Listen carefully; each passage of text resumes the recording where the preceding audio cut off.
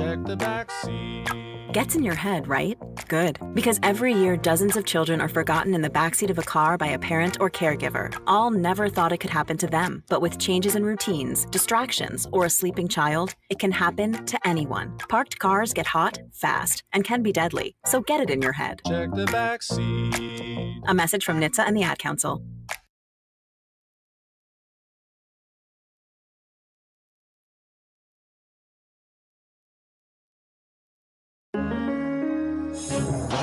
Crossover. Oh, killer crossover. Just crossover and just crossed him over. Nastily. Another victim to the crossovers. Cross him up and sit him out. Oh, we're checking the back seat again. Woo! It's back. You know the weather's turned warm when we're checking the back seat. Mm-hmm. That's right. And checking the crossover, powered by Every Level Concrete Repair in Omaha, everylevelconcrete.com. Good work. Thanks. I try. I know my sponsorship responsibilities. At least I try to. You did good. Responsibilities. Ooh, good one, Nick. I'm really good at combining words. Yeah, we try to. Try to do what we can, right? Right? John, Yeah. how are you feeling today? Tired. Oh, no. Yeah. have Well, long day sleepless yesterday. night? Yeah. No sleeplessness. Just, just one of them things. But you broadcasted a win. I know. Oh, I know. Winning is great. Yeah, that doesn't carry you into Wow. the next day. You listen. Winning is great. Winning It's is great. good. It's good. I'm John. I like winning. It's baseball. It is. You're Yeah, supposed it to pace yourself. You're not supposed to get too excited. This isn't game 7 of the, NLCS.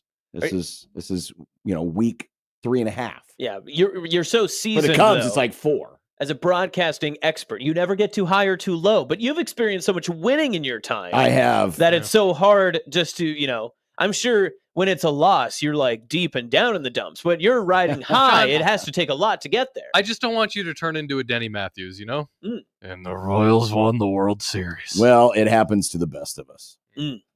That's just the ravages of age catching up. Great word, ravages. I mean, you're on That is a fire good today, word. John. No, not really.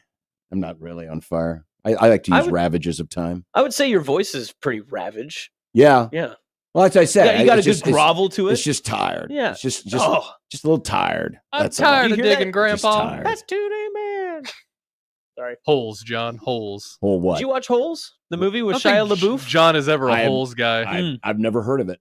What's your movie this week? Is it Moneyball? Right? Moneyball. Nice. Very John's good. never seen it. Well, I he have- has now. I have Oh, you have now. now. Nice. I have now. That'll be our movie club Is- selection. You can be a part of the movie club next Could be. Friday. Yes, that's right. Yes. Also, you never got back to me. yeah, I'll figure it out. Okay. I'll let you know.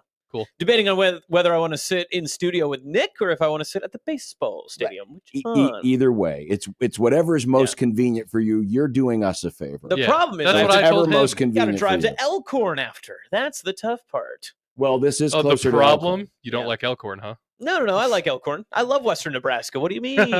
Western Nebraska. Incredible. Yeah. See, I've been running that Never bit. gets old. I've been running that bit for so long. I had people tweeting at me saying, "Oh, if you've never driven 5 miles off the interstate, you can't make fun of Western Nebraska." All right, fella. Whatever you say. Well, I'm from the Panhandle. I mean, Mhm, That's what I you am. tell them. I am. I Which is mean, also part of the interstate. you can go there because you are of Western Nebraska. No one's been more qualified than me to do it. So That's yes. true. Yes. None of the rest of us here on this radio station can say that. What's the furthest west you broadcasted? Furthest west? Yeah, furthest west. Hawaii. Really? Oh yeah. Yeah, for the tournament too. The classics. Yeah. You know, if you go far the- enough east, then Hawaii actually turns into the that is east. true. People forget. Good pull, Nick. What's the cutoff? Is it the international It's the dateline? international dateline. Mm. But what was it before that? People would have been like, I'm from the Hawaii, east. yeah. Yeah, maybe Hawaii. Well, It's a no, good place. I have no idea when the international dateline was established. I'm sure it's been a while because we've always had the concept of time. I suppose it's whenever forget. Magellan got around all the way around the world. 1884. There you go. Columbus sailed the ocean blue. Something like that. hmm I remember, of all the fairy tales. Oh, Chester A. Arthur established it.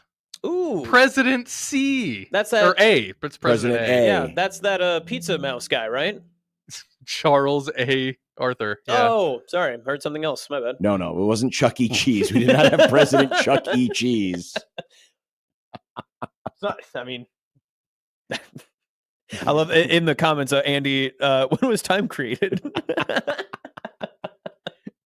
I do wonder, when did we actually start to actually embrace actual time? I mean, the sundials, right? I mean, the sundials, but at what point did we convert over? Was that just as jarring as the conversion, from technology, going from, the Walkman to iPods to smartphone, that type stuff? At what point did people just start going, man, before we just looked up in the sky and said, it's afternoon, to it's 2:37. I imagine it's the first time a husband came home to his wife and he was like, I've been working all day and you don't have anything ready for me. And that's probably what had happened. She was like, what do you mean all day? What does that even mean? And then they all figured it out right after that. Yeah, there weren't many of those back in the day because, back then, the women folk knew their place. They're supposed to be cooking all day long. That's John saying cooking that, by the way. No, I'm mimicking, 1880s man. Right. It'd be the worst superhero of all time. The 1880s man. 1880s man. Yes, it would. He just would be a bad superhero. He has the minor lung, from working in the coal mines. Yeah. He's he's got 13 kids. He's got an element of lawlessness. Well, it's because to him 6 of them probably won't make it. True. Yeah, yes, but he needs help on the farm. He's got an element of lawlessness to him because he just figures, hey, I disagree with this guy. I'm going to shoot him. Yeah. I've always thought that, in movies, and when you watch movies from different timepieces, I would have never worn the outfits that they wore. Those had to be so uncomfortable. Yeah. The amount of 3-piece suits that people were just mucking about on a horse—that's crazy. Yeah. I would never wear those things. It doesn't make sense. No. It really doesn't. We have mastered the art of dressing for comfort. Mm-hmm. Mm-hmm. Some may say we've gone too far. Yeah. Because John doesn't like it when people show their ankles. Ooh, that's tough. No. I'm not saying that. It's just the element of dressing for comfort. Like last night, the T-Wolves coach, he's wearing a dark long sleeve T-shirt. Hide the sweat, though. Probably. Yeah, it does. But I was like, man, I remember when basketball coaches all wore suits and ties. Right, yeah. That has been a unique transition. I know that that's been talked about before. Probably it comes up once a year. Someone's like, what happened to... It really was when Jay Wright retired, right? Everyone was like, we're just going to go. Well, it was COVID. Yeah. Honestly, it was COVID because everyone was casual. doing... And then, folks just started doing the pullovers. That's when Max switched over. Mm-hmm. He went from everyone suited up. Yep. And then COVID hit and it was like, nope, we're not suiting up. We're wearing pullovers and... slacks, and that's it. Yeah. And then everybody's, I'm not saying he was the trendsetter, but everyone just started doing it. But it's a way to sell apparel now because the head coach especially, they always have the best pullovers. So they always have the best. And people are always asking themselves, how do I get that? I want that pullover. Mm-hmm. And if you're Matt Rule, it's like the poncho thing. The smock, as the kids say. The smock. Mm-hmm. Are those selling though? I don't see a lot of people wearing those. I think he's got an exclusive Matt Rule line. He's probably got some guy plugged in at Adidas. At the smock factory. Mm-hmm. He's got a smock factory in his backyard. Not a bad idea. Are people out on smocks unless you're a coach? I think artists are usually pretty well known for smocks. Art industry, big smock people. Yeah, because you can wipe the brush on yourself. Yep. Smocks are made for wiping. Mm-hmm. They are? Yep. Yeah. Or spitting on yourself. In Rule's case, he did it at Baylor. It's true. Mm-hmm. That has to be... I did not notice that. Did you not? You have not seen this when No. he spat on himself? No. I've seen it multiple times. Being a Carolina Panther fan, and it is what many people sent to me. No, I don't remember this. Him spitting on himself? Yeah, I'm surprised that you haven't seen this before. No. Here you go. Here's I don't know if you've known this site. It's called YouTube. I am familiar with YouTube. Here you go. Did you see that? There's a quick little dribble. Oh. See, it's more of a drool than a spit, but none are good. I'll when admit, you're coaching. I did not watch a lot of Baylor football with Matt Rule. Really? Well, I didn't realize he had a chance to become the head coach for the Carolina Panthers and then the Nebraska Cornhuskers, or I probably would have paid more attention at the time. Yeah, because he's literally hit two things very close to home. Yeah, that was kind of a tough transition for me, that little time in my life, because everyone was like, oh, sorry that Matt Rule's our coach again, the coach of your favorite football team. Oh, well, he already coached one of my favorite football teams. It'd be like if Matt Rule went from coaching the Sydney Red Raiders to the Carolina Panthers. He just needs all three. I hope he doesn't flame out in Nebraska, but it would be quite funny if he did move to Sydney and took over that head coaching job. Where he was hired by athletic director Ed Foley. because he Ed. because he got lost out there on Yep. one of his statewide trips, and the car broke down. It was kind of like a scene from a sitcom where you just all of a sudden, well, I'm stuck here now. He'd be like the Doc Hollywood of Sydney, Nebraska. Yep. My car broke down, and the folks wouldn't let me go, and they needed a doctor. In this case, they needed an athletic director. It's Ed Foley. Do you think if Ed ended up like he's still going on the road and doing some stuff, right? Like I've seen him. I think I've seen him tweet over the past couple of months that he's. I'll be honest. I thought I followed Ed Foley. Yeah, I know. Maybe I don't. I feel like he posted that he was out somewhere locally, not too long ago, like doing those trips again. But if Ed Foley at this point got lost, like you're suggesting, and just was like out and about, his car broke down. Yeah. Would the Nebraska athletic staff recognize that Ed Foley was gone, or would it take some time to be like, hey, where is Ed? Where has he been? We gotta get on the road or something like that. I'm not sure. He is still posting. He's basically just retweeting a lot of stuff from Nebraska sites, or retweeting the Cam Jurgens news from the other day. Nice. I'm trying to see when's the last time that he tweeted original tweet, and he's literally just retweeting everything. I see a photo that he posted that he went to DC West. I don't know when the date on that is, though. But DC West isn't that extensive of a trip or travel for him, though. No. Comparatively to where he was 35 going. minutes. Yeah. Yeah, the looks like the statewide tour. Maybe it'll be on again after spring ball. Yeah. First, they got to figure out the calf roping contest at the Husker games. True. Well, then he'll go back on the road. Did you see that the Husker softball team had a calf to practice with yesterday? Yeah, we need to establish, are they actually roping live animals or is this stationary targets? And if they are roping live animals, when's the PETA folks show up to protest?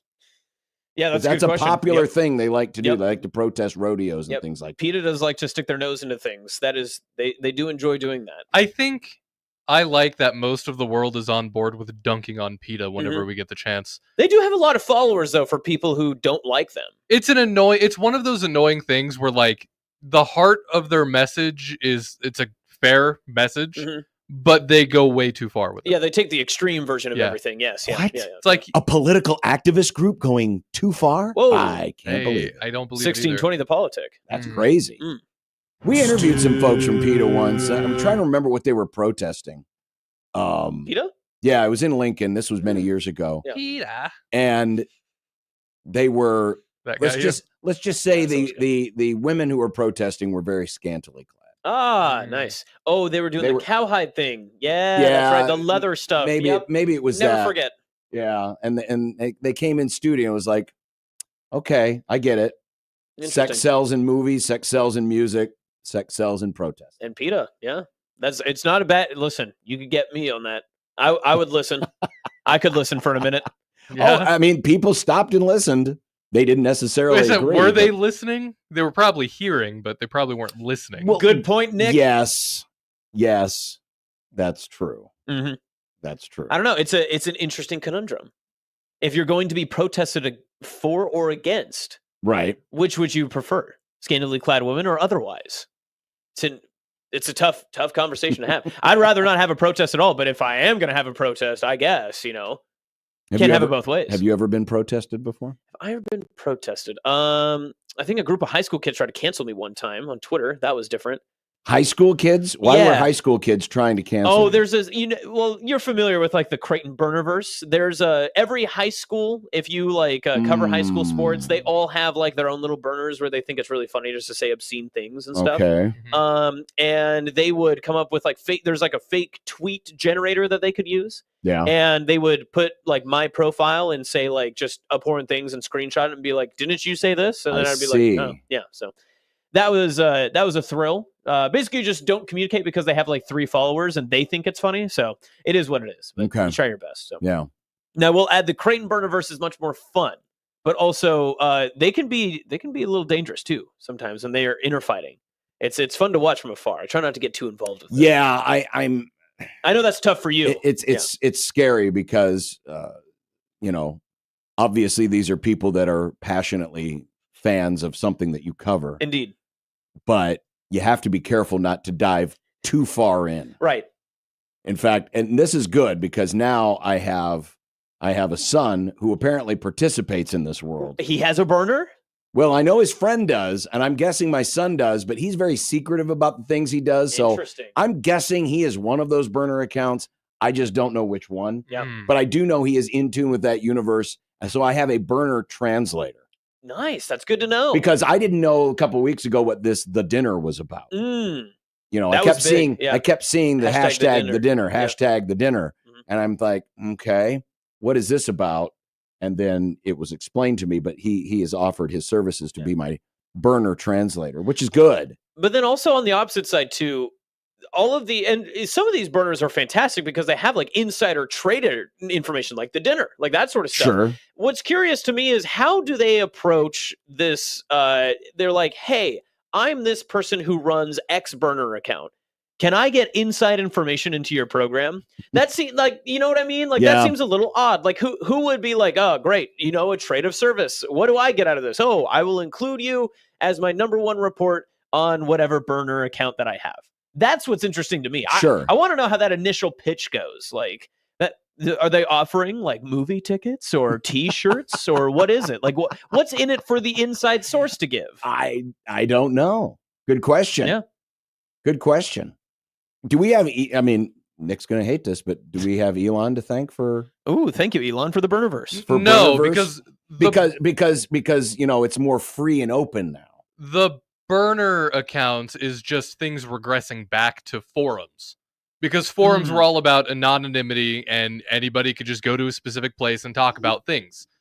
Twitter is just a forum and people have created burners. But there was a spell there where they were shaming people and getting them and chasing them off. That was Elon. Elon did that. Well, no, that was before Elon. Was it? Because Elon was also doing that. Now they have some accounts are like labeled parody accounts. Yes, right. Yeah, not affiliated with. Not affiliated. You have to label it as parody, otherwise Elon's gonna gank your account. Bum, bum, bum. What was that? Gank? Yeah. Is that a word? Yeah. That's not a bad idea, is it? At least I know it's a parody account. Well, yeah, true. There used to be a system where if you were the actual person, you could have a check mark that would verify that you were the actual person, so you didn't have to also include. Yeah, but now you're buying the check mark. Yep. Yes. They ask me once a week if I want to buy a check mark, and I tell them no. No. You can't have my money, Elon. No.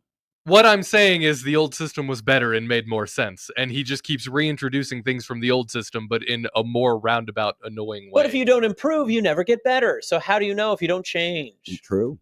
Because people with common sense could tell that this wasn't an improvement. Fair, good point. But yet many people are still using it. In the comment section, Patrick is asking, because good get, Nick, you have Marcus Blossom on. Patrick wants to know, John, can you ask Blossom about the dinner and the CU Burnerverse?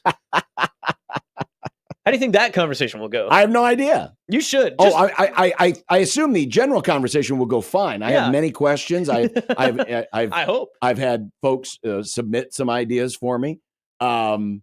I don't know if we'll get to the Burnerverse. I don't know if we'll have time to get there. I don't know if we'll get to the Burnerverse. Yeah, and let's see. We do have. I am jealous of some of people who are able to completely lock out. I mean, as someone who is in the media and we communicate with people, thus we communicate with the folks in the Burnerverse and the norms, the normal people. We do have to have some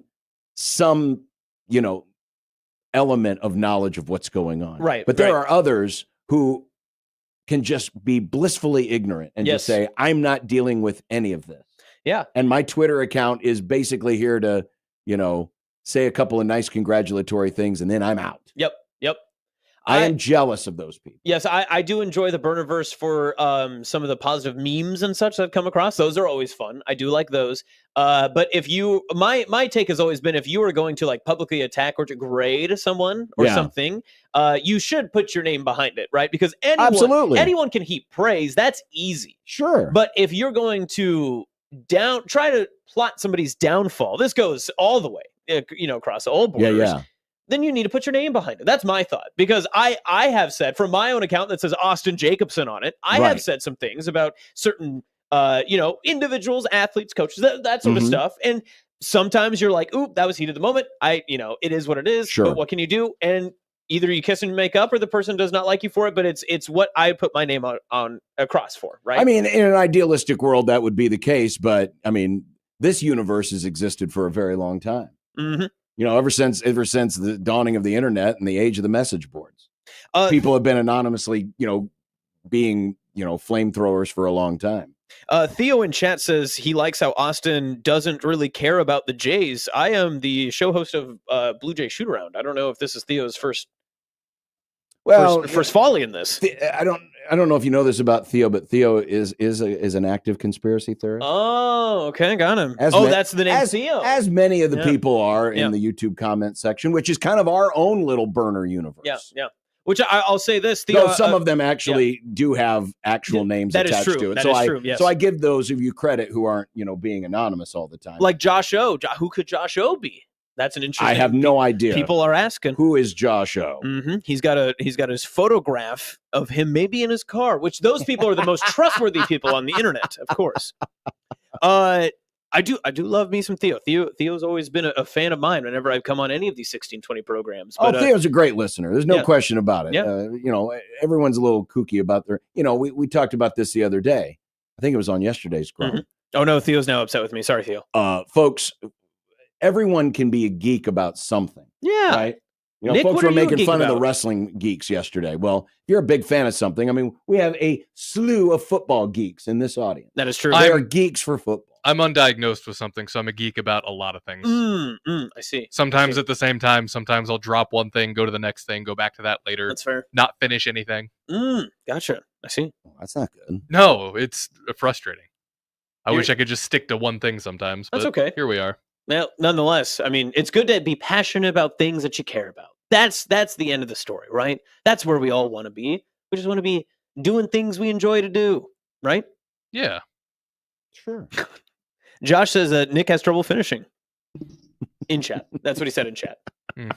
But again, we don't know who this Josh O could be. It could be anyone. anybody. It could be someone else. It could be anyone. We really don't know. Honestly, if you really wanted to make a great burner, it's like you said, just make parody of people that are not like national people, right? So if there was a full John Bishop burner, that's actually the best way to go about it, because you could just emulate yourself as John, and that's probably the best way to do it. In fact, I don't doubt that there probably is a John Bishop burner out there already. Someone's probably already claimed that category. I have no idea, but don't tempt people. They're probably already ready to do this. I gave too many good ideas out. I should probably hold those. We myself. had the epidemic, and see, this is why I think there were some things that Elon did that were pretty good. We had the epidemic a few years ago where there were 900 fake Mike Riley accounts. They would all start following us, and that got really annoying. And that's the fake Bo Pelini's fault, because everybody wanted to be fake Bo Pelini, and no one can be full Pelini. No one can be full Pelini. He was, at least in this area, the originator of parody accounts, and it was funny. And it had its moment. And he's not even a burner. Like he's just a parody account, because he just tweets things that are simply funny, but he doesn't try to get inside resource and information on things. And then you're right. We had too many fake Coach Rileys. Way too many fake Coach Rileys. There's fake Scott Frost, fake, Will this, Bolts, fake that. Fake they're Will. everywhere. Yeah, they're everywhere. And there's still a few out there, but it used to be an epidemic. Yeah. Do you remember the Tunnel Walk of Shame? Tunnel Walk of Shame was a very popular account. Whatever happened to him? I don't know. Yeah, I think I looked it up not too long ago. I'm pretty sure the last tweet was like 2018 or 2019. You hope nothing serious happened. You hope that they just lost the login. Well, they probably, they may have converted to a burner account. There you go. A different burner account. Different burner. And then, because, there was a lot of production that went into, creating those memes and the slideshow presentations that he would do. Yeah. Eventually, it just kind of wears on you. You're like, you know what? I need a new gig, or I have to go out and earn some money. This is not right. This isn't making me a dime. Yep. All this fun I'm having on social media is not making me a dime. But again, remember this conversation that you can have with Marcus Blossom and ask about how passionate the Creighton fans are that they have this many burners and they're using their hard-earned time and money to create memes. And they're fighting with St. John's burner accounts and all these other burner accounts. When they do get in fights with other burner verses, that's actually fantastic. Sure. It's like watching, what's the final fight in Lord of the Rings, Nick? Battle of Rohan. It's like that one, but you get to watch from afar. You're just like flying above and you're like, wow, this is incredible. I like watching both sides. The Battle of what? Rohan. It's the name of the city. I thought they were fighting over Mount Doom. No, that's There's doom. a lot of the thing about wars there are a lot of fights happening in a lot. I of understand places. that, but eventually it's like, at the end of Star Wars, you got to blow up the Death Star to beat the Empire. I You got to haven't blow up seen Mount the- Doom to beat who are the bad guys? Orcs, The what? Sauron. The orcs? Yeah. The orcs. Yep. Orcs. With a Like C. like Mork from Orc? Don't know. Sure. I'm That's a too young for that 45-year-old reference. Sure. How is this all this time, as long as I've been making fun of Lord of the Rings, You didn't know I they were didn't orcs? know that the bad guys were called the orcs. Well, They are literally orcs. Yes. This series gets dumber by the second. John, it's the Just dumber. basis I mean, of at all least- fantasy. I mean, at least in Star Wars, you had the rebellion, you had the Empire. Pretty understandable, pretty easy. Empire, that sounds kind of bad. Rebellion, they're rebelling against the Empire. You're right. All rebels are good. But not all rebels. Not. Okay, If no, Star John. Wars had been made in the 1860s, it would have been different. Here you go, But that's John. another story. But the orcs? I mean, it's not just it's like a whole faction. Like the orc is just the army. It's in control. They're controlled by Yes. Sauron. Yep, they are. Evil dude. By Sauerbraten? Yeah. Sauerkraut, Sauerbraten. actually. Yeah. Sauerbraten? Sauerkraut. Which is delicious, by the way. Yep. Mhm. We Speaking need of, more good German restaurants in this area. We talked about it in the past show, but Runza has a That new is item. not the underhitting, by the way, folks. I'm talking restaurants. Anyway. New Runza item, by the way, on the menu. Only in their Lexington location. It's called the Bunza. The Bunza. The Bunza. Well, that was the great value brand name that the cafeterias would give the Runza because they couldn't use Runza. Really? Yeah, the Didn't schools know. would call it the Bunza. Yeah. What's I the do- difference between a Bunza and a Runza? Bunza seems to be smaller, more handheld, like a Mm. burger. So it looks a little bit more like that, from what I can Okay. tell. Yeah. Do not search Bunza in your Twitter feed. It I is- will not. Yeah, it comes across with a lot of anime and the such. So yeah, be very cautious of that. Okay. Speaking of school lunch, I do miss a school lunch. Those were actually miss- those were pretty good. I miss They certain weren't school bad. lunches. I miss the Crispitos, which were fantastic. That's a new one. I haven't heard of that. I don't know how to explain it other than it's like a fried burrito, but thin.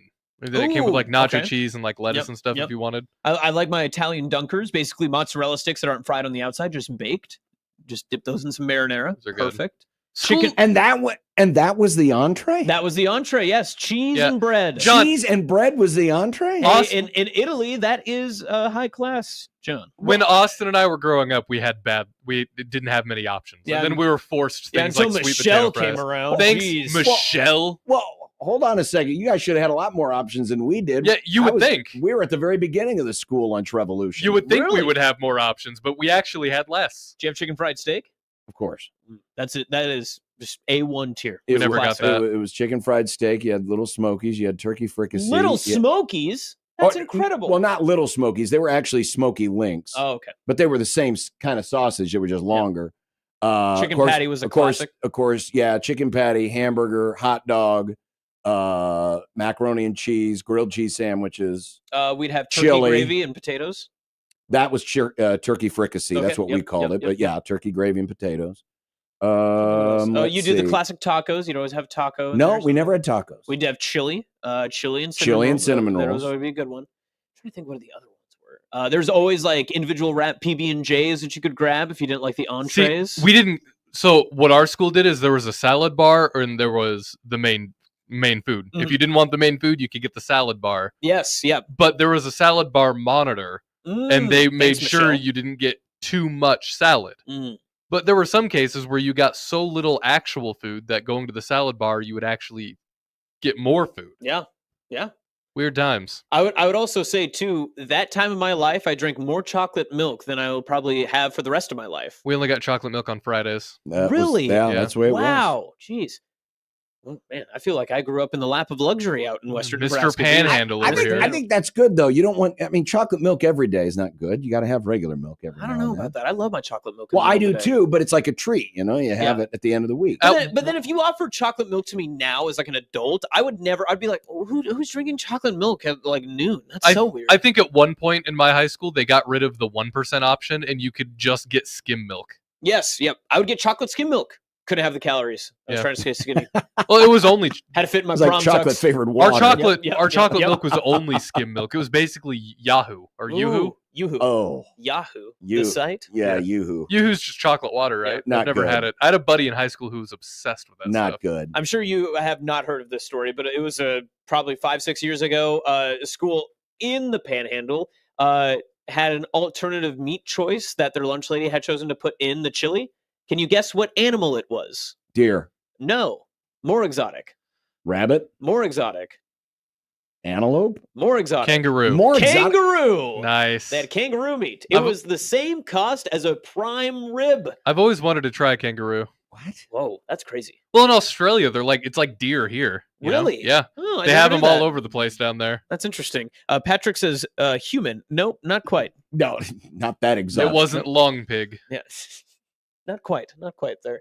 Long what? Long pig. What is that? That's a name that cannibals in like the Amazon would call Oh. for human. Oh, I did not know. I They don't that. called like it that long either. pig. I'm learning things I didn't want to know. These are scary facts. Yeah. These are not my favorites. And now you'll never unlearn them. Yeah, No. I'm not sure if we like these ideas. Yeah. necessarily. President Chuck E. Cheese, first and foremost. That was my favorite one. President Chuck E. Cheese. Thank you, President Charles If- A. Cheese. If I were to vote for a president, I think Chuck E. Cheese would actually have favorable policies. I know his lunch program would have been better than Michelle's. I'll Lunch tell you that. program would be really good. Yes. Is Chuck E. Cheese pizza really that good, though? I would agree. I'd It's say so. It's not as bad as you would think. Yeah. I've had it. It's not very good. What do you mean? When was the last time you had it? 10 years ago? That's too long. Maybe they updated the But recipe. are there even Chuck E. Cheese's left anymore? Yeah, there's one Yes. on Dodge. It's next to Buffalo Wild Yeah, I Wings. Is it drive still by it every there? time I Yeah. come here. Yeah. It's still there. At one point, I had the high People score. still go to Chuck E. Cheese. Yeah. At one point, I had the high score on medium difficulty of Coldplay's Yellow on that Guitar Hero machine. Respect. And then I went back a year later and they wiped it. Should we do a remote from there? I need to 16, get my 20 the record back. cheese? Well, and you can test drive the Chuck E. Cheese pizza. Test drive. Again, it's good. It Yeah. It couldn't have gotten better in 10 years. Because that's You about the don't know last that. time I Nothing would have had gets Chuck E. Cheese. better at these places. See, you keep saying things that change don't get better. I disagree. I think you're wrong. I think it's safe to say that Chuck E. Cheese pizza hasn't gotten better in 10 years. Well, clearly they're still open, so something must have continued People to go. are going for the pizza. What do you they're think they're going for? The because experience? kids want to go to the sticky ass machines. Whoa. Even though the video games that they probably have at home are a lot better. Yeah, Yes. probably more or less. They do have emulators at home. They don't have those at Chuck E. Cheese. That's true. That You're is right. true. And they still doing the whole animatronic band. Oh, I hope so. Yeah, that would be great. I mean, you talk about a relic from 40 years ago. yeah. I think more pizza places need to have those. Forget like the wood fire grills and all of the like fancy Yeah. menus and stuff. I don't want QR codes. I want robots singing to me while I eat my pizza. And I want it to have the little plastic thing in the middle so that way it stays fresh. It stays upright. What was that even? Is that what that was for? What was Well, that it was for? to keep the box from collapsing down on the cheese It and then was- the cheese sticking on top of the lid. of the Interesting. It was so cheese. your Yeah. action figures could have a little tiny table. That's what I thought it was for too. I Mhm. thought it was a toy. Yeah. Well, if you were, you It's the would pizza use it for toy. that. But Ooh, yeah. Josh Onson does say that no, they are not doing the animatronics anymore. So then, what's the purpose of the Chuck E. Cheese? Oh, Josh mean, does say that- Chuck E. Cheese serves alcohol. You get me to go Oh to yeah, that. they've served alcohol for a long time. Really? Well, you had to get the parents in somehow. Oh, no wonder. And if they were going to continue to spend the money on their little Rugrats for their little pizza party, Yeah. you had to get them liquored up. Interesting. Yeah, Did the only times I've been to a Chuck E. Cheese, I had beer each time. Respect that. That's a good move. That's I don't know if It that's wasn't my party; it was someone That- else's, some that's other kid's party. exactly what I was going That to say. was the best. That is an uncle or a dad at a birthday party move. Yes, Like it's not your son's birthday, but it's a birthday party you attended. bingo. You get to have a beer. Yes. But the dad who was hosting, no beer.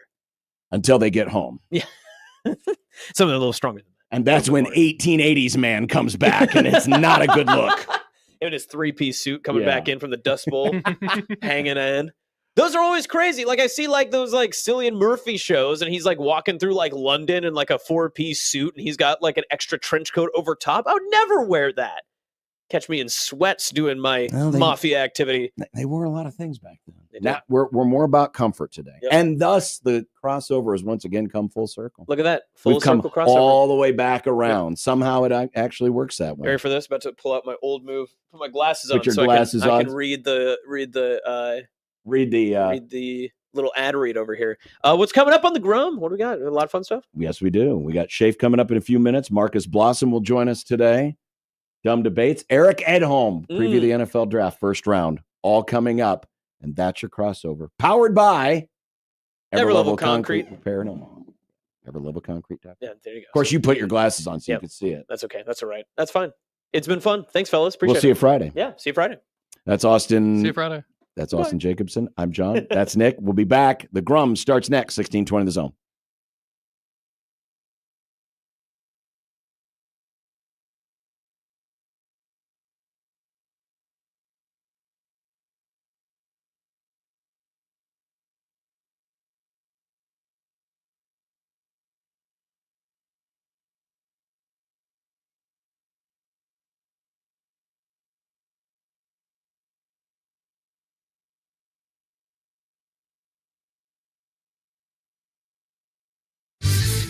Your Omaha area forecast.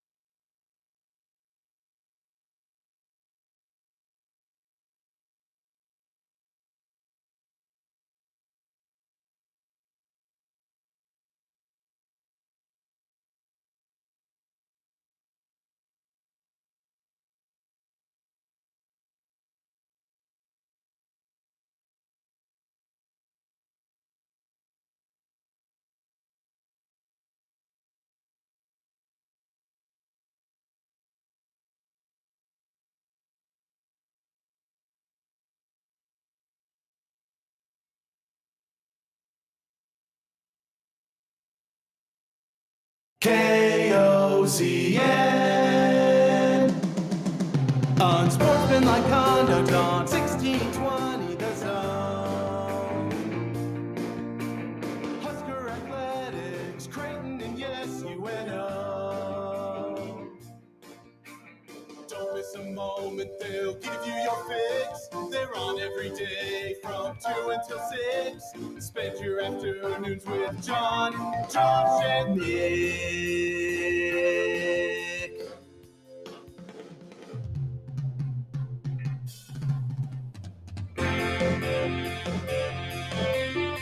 John, Josh, and Nick. They'll show you what sports talk really is. Oh my goodness, we've got a busy Grum for you today and some great guests for you. We're going to try to inform you, entertain you, and enthrall you. All three? Not necessarily in that order. We'll give it our best shot. Unsportsmanlike conduct on 1620 The Zone. Husker Athletics, Creighton, and yes, UNO. Happy, what is this, Wednesday? It is Wednesday. The same thing happened to me. I thought today was Thursday or something. I saw the calendar and I'm like, that can't be right. I mean, I should know my days. We try to plan our days accordingly. I mean, Monday is Monday. Tuesday is Tuesday. Wednesday is dumb debates. Yes, it is. Thursday is Thursday. And Friday is One Beer Friday. Thursday is I don't care, John. That's right. And Tuesday Which is is probably why I'm baseball. thrown off. Yeah. Because we don't care, thus we don't know anymore. But this is Dumb Debates Wednesday. But what a Dumb Debates Wednesday it is here on the program, brought to you by Union Bank and Trust, where your money has people. I hope you're having a wonderful, wonderful day. It was a wonderful night last night. I ain't going to lie. It was a wonderful night last night. As we get to the Grum Down, brought to you by the referees at John Higgins Weather Guard. It is NFL Draft Eve. First round, that is. Can't wait to see where Shador ends up. Well, Shador's in the news today, and the takes. We'll get to that in a second. Mike Schaefer will be along in a few minutes with Husker 24/7 on the Husker Games. A $40 million roster. Oh, was this the Dodgers? Add another zero. When it's the Dodgers, you add another zero. This year, 1 year ago at this time, it was all about, oh my God, Ohio State's got a $20 million roster.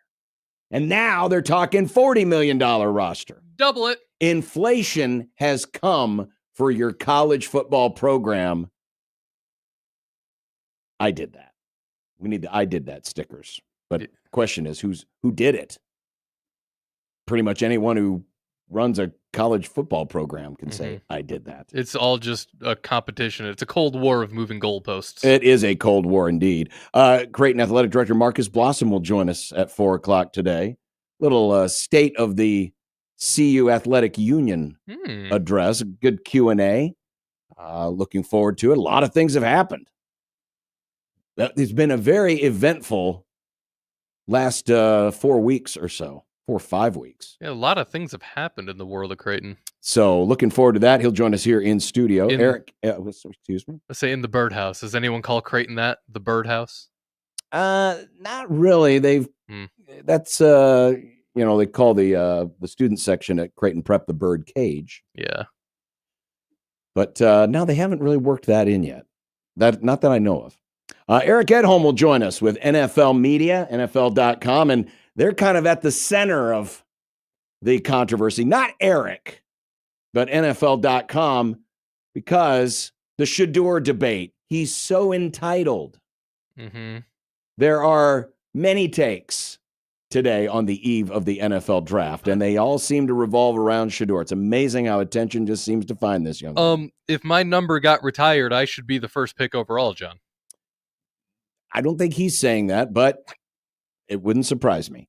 It is a Dumb Debates Wednesday, so get in your dumb debates. Send them in. We're a little light today on dumb debates. Use the hashtag dumb debates when you use the Twitter X.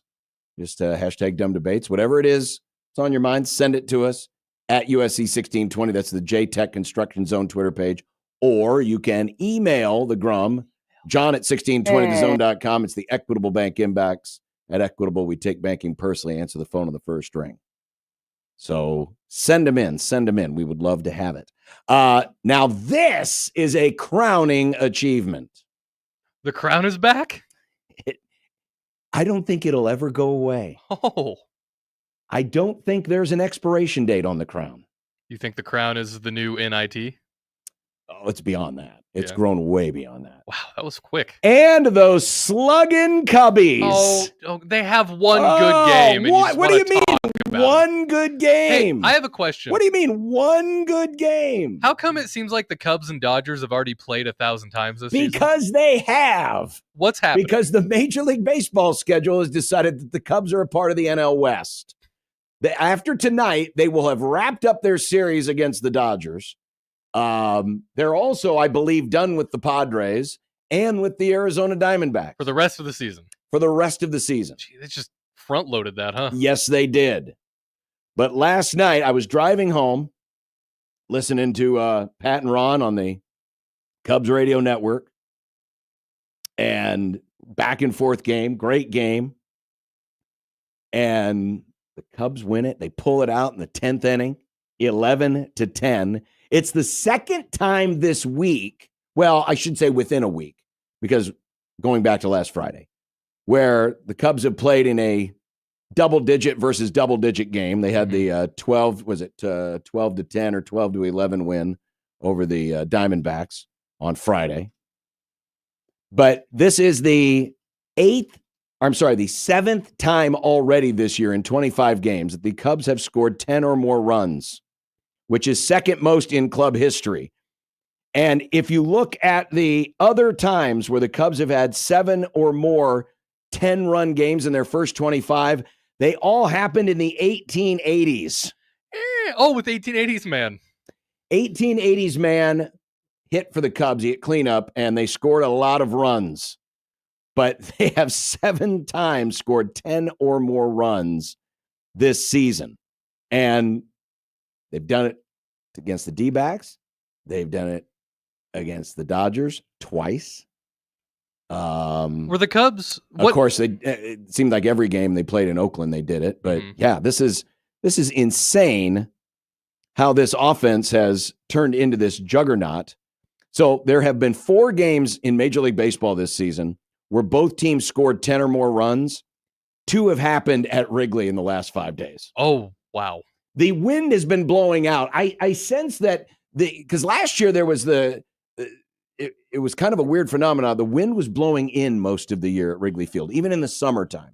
There weren't a lot of games where the wind was blowing in, but now the weather patterns have changed. Global warming has come to help the Chicago Cubs score runs. Well, I don't want to brag, John, but last night the Rockies only lost to the Royals by a single run. Well, good for them. They've been doing that a lot. And good for the Royals. Other notes about the Cubs. Through 25 games, 37 home runs, 35 stolen bases. First team in Major League Baseball history to have at least 35 of each through 25 games in a season. Wow. So they're hitting for power and they're running the bases. And they're all doing it against the toughest schedule in Major League Baseball. The Cubs have a strength of schedule right now of 635. Because again, they've played basically they've only played the Dodgers, the Diamondbacks, and the Padres. Just the NL West. The next hardest strength of schedule so far through 25 games is 91 points less than what the Cubs have faced so far. So as a result, and I saw this yesterday, and they updated the odds. According to Baseball Reference, the Chicago Cubs are by far and away the leader in the clubhouse for best odds of winning the World Series. Oh, no. 20.9%. Next nearest team is the Detroit Tigers at 12.5%. The Diamondbacks at 10.1%. Where do you say are the LA Dodgers? They're all the way down the list. They're like 10th on the list at 2.8%. chance of winning the World Series as of today, according to Baseball Reference. John, celebrate like it's 2016, kids. I'm worried that you're going down a similar path that Josh goes down when the Cowboys start doing well. Well, don't get Cubs derangement syndrome. Here's where we differ. This is all great. This is all awesome. But you forget. Cub fans, especially the older Cub fans, are wired differently. It's not, you don't look at a glass of water and you say, that's a glass that's half full. Mm-hmm. You also don't look at that same glass of water and say, that's a glass half empty. A Cub fan looks at that glass of water and says, when's it going to spill? That's a Cub fan. So yes, are we excited? Of course. But the reason why these World Series win percentage odds are so high is, again, because they played the toughest schedule. They got a winning record against the toughest schedule in baseball. Mm-hmm. As we know with baseball, it's all about matchups. It will not shock me if once the schedule lightens up that the Cubs will find at least a team or two, probably the Brewers, who will give them fits. Yeah. But for now, we're going to party like it's 2016. Yay us. But we need more pitching. We need more pitching. I don't want to hear about pitching, John. By the way, they did make a signing today. Nicky Lopez is back. Oh, hello, Nicky Lopez. He actually started the year, the offseason with the Cubs. Then they got rid of him. He went to the Angels. Now he's back because they need another third baseman. Meanwhile, the Rockies are doing this really cool thing where they'll call up a prospect way too early. He'll do bad, and then they'll send him back down. They're just blowing through all those options. No, blowing through the option. Well, that's what they do. That's what bad teams do. 402-951-1620 if you want to hit us up in the hotline today. Again, Marcus Blossom will join us at 4 o'clock. So Jays fans, get your questions in. You can send them to me in the J-Tech Construction Zone Twitter page at USC 1620 or the Equitable Bank inbox, John at 1620thezone.com. Coming up next, Mike Schaefer will join us from Husker 24/7 on the Husker games, recruiting, and more as we are nearing the end of spring football. The Mets, by the way, going for their 7th win in a row, going to go to the bottom of the 9th, tied at 2 against the Phillies, the red-hot Mets, a team with a better record than the Chicago Cubs. People forget. But they played a much weaker schedule. We will continue. Happy to have you with us on this Dumb Debates Wednesday, 1620 The Zone.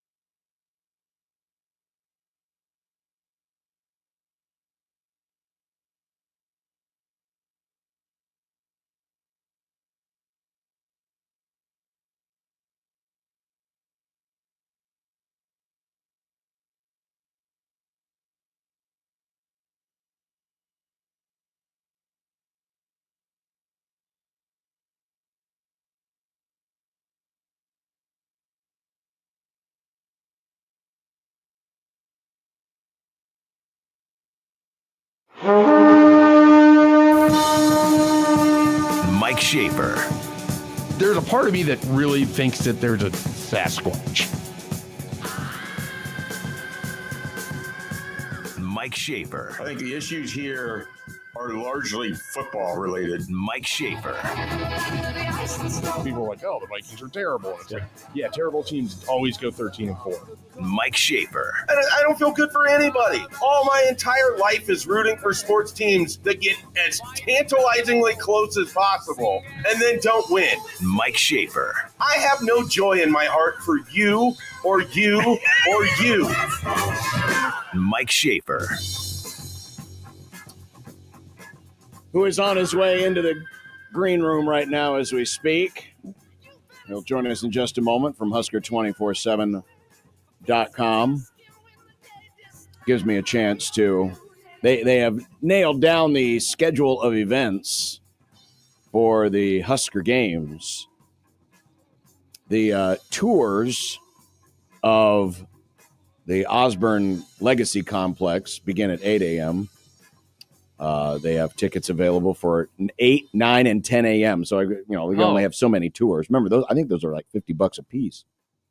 Then there's the Husker Truck Food Festival available on the east side of Memorial Stadium. You don't actually have to have a ticket, I don't believe, to attend that because it's going to be outside the stadium. Mm-hmm. The garage sale, as we've called it, but the Husker equipment sale starts at 9 a.m. inside the Hawks. But you have to have a ticket to a Husker Games event to get in. What bothers me a little bit, and this is a very minor complaint, so they call it the Husker Food Truck Festival when it's just a bunch of food trucks, but they zhushed up the name. Sure. But then they're calling the garage sale the Husker Equipment Sale. They couldn't have come up with something better? It seems so boring. It does, but it's about the excitement. It's about the excitement that it already generates because it's a chance for Husker fans to buy a bunch of stuff. Yeah, but does Husker Equipment Sale, does that get you amped when you hear that? You're like, hell yeah. I mean, there's a store called Tractor Supply. Yeah, but and it's very popular and people go there. It's not very sexy. It's Tractor Supply. Well, cool. Yeah. It doesn't have to be. It doesn't always have to be flashy. Let's see. Gates open at the stadium at 12:30. The women's flag football game at 1. The scrimmage and Husker games at 2. Then the soccer match at Hibner Stadium at 4:30. And the volleyball scrimmage against Kansas over at the Devaney Center, or should we call it the John Cook Arena, at 7 p.m. So there you go. That is the schedule of the Husker games. Mike Schaefer joining us with us here on 1620 The Zone from Husker 24/7. I saw there was a tweet by the Lincoln Police that they are anticipating big crowds for the Husker games. Are you anticipating big crowds for the Husker games this week? I don't even know what I would consider to be a big crowd for this weekend. Like, is 25,000 big? You say 25,000? Yeah. Yeah, I mean, that's bigger than actual spring games we'll get around the country. So, yes. It's hard, though, because this now live period that wasn't announced before, how that kind of works into everything will be just sort of interesting. I just don't know what to make of this entire thing. There's a part of me that wonders if they could go back and redo the rollout of all of it, if they would. If Matt Rule is actually happy with how this all kind of comes together a little bit jumbled, because ultimately he got what he wanted, which is the spring game or Husker games is occurring the day after the portal closes. There's no television coverage of this event, and they had a good spring. I really don't know what to make of this week. It's so unusual on a lot of levels. And I have no real feel for what Saturday is going to look like. So obviously I'm a very good guest to have on to have these. Sure. Well, yeah, but you're right. There's no one actually knows, but I'm curious because you just said you think they've had a good spring. You think the timing of this couldn't have been worse? I mean, if you want to talk about generating hype and getting people really excited for the next season, because there's been a conversation this offseason about well, it doesn't seem like people are all that excited, even though they're coming off a winning season and a bowl win for the first time in 8+ years. That if all of these changes would have taken place next year or down the road, and they would have had a normal spring, do you think that the timing of all of this couldn't have been worse because it could have generated a lot of hype, given what you're saying? You think they've had a good spring. I don't know that Nebraska has an issue of generating hype, regardless of, like, I think by the time we get to August, there's going to be a lot of enthusiasm for the upcoming season. By the time that game kicks off in Arrowhead Stadium on a Thursday night at the end of August, people have talked themselves into Nebraska being a dark horse for the college football playoff, or the third year for Matt Rule is going to present itself as the breakout that Nebraska football has needed for, like, all of that is coming. I don't think Nebraska playing a traditional spring game would have resulted in even more hype than what we're going to get, because the machine of Nebraska athletics is what it is. Matt Rule does a nice job playing into it. They're very accessible in the sense that there's always going to be content created around Nebraska athletics and in particular football. So no, I don't know that there would have been a benefit or a bigger benefit for Nebraska. I think the fan base would have enjoyed it. On the other hand, I do think it's going to create for some fun conversations in July and August when we're discussing this team. And we don't know what Andrew Marshall at cornerback looks like, or Elijah Pritchett at left tackle looks like, or, because you haven't even had the kind of spring. And so, maybe those guys are going to participate on Saturday. That's the other thing. I don't know who's actually going to be out there. Is it going to be, is Dylan Raiola going to be out there taking any kind of hit? Unlikely. I think in the absence of what we actually get to see, it's going to create a lot of conversation, buzz, and hype in August about the mysterious nature of Nebraska football going into this critical third year for Matt Rule, a big year for Nebraska athletics in general. So I never am concerned about hype being created around Nebraska football. I think at this point it is a self-sustaining hype machine. How much does the addition of the scrimmage intrigue you? Because certainly more than literally everything else that's listed. I agree. I made the point the other day. It's almost too bad. I can't go anyway because we've got baseball, but I'm more intrigued by this scrimmage than I have been for maybe the last 15 years of spring games. Yeah, and here's the thing about the scrimmage, though. I anticipate a fair amount of who will be playing are guys that are just getting their last run of college football in general, or guys that are trying to put some film together for when they are in the portal and they maybe announce themselves on Friday. They might not announce it until Saturday, after the festivities end, that, hey, by the way, teams that are interested, I'm over here working at running back at Nebraska, or I'm doing this, or whatever it is, to try to make themselves more marketable. The whole concept of what they're doing on Saturday was a pretty big yawn for me until last week when Rule said, hey, it's almost like this last chance scrimmage. If you would have given Netflix a heads up on this, they could have made a whole 8-episode show just, going in on some of these guys who are going to play their last down of football on Memorial Stadium as practice players. And it really could have been a whole thing. But I certainly have interest in that regard, but I don't think we're going to see Dane Key making a nice catch over the middle of the field. I don't think we're going to see Emmett Johnson hurdling Vincent Shavers coming around the corner. I anticipate we're going to see a lot of guys who are going to be looking to play football somewhere else, or are looking to kind of hang their career up after this moment on Saturday, which in itself is kind of fascinating too. I agree, which is, again, another reason why I think, and I know they're going to sprinkle in maybe some deep second teamers, certainly third and fourth teamers. That's why it kind of intrigues me. You're right. I mean, how many of these? Well, we know at least 20-ish guys, 25-ish guys that we see in this scrimmage will not be on the roster because they've got to cut down from their current numbers down to 105. So we know that part.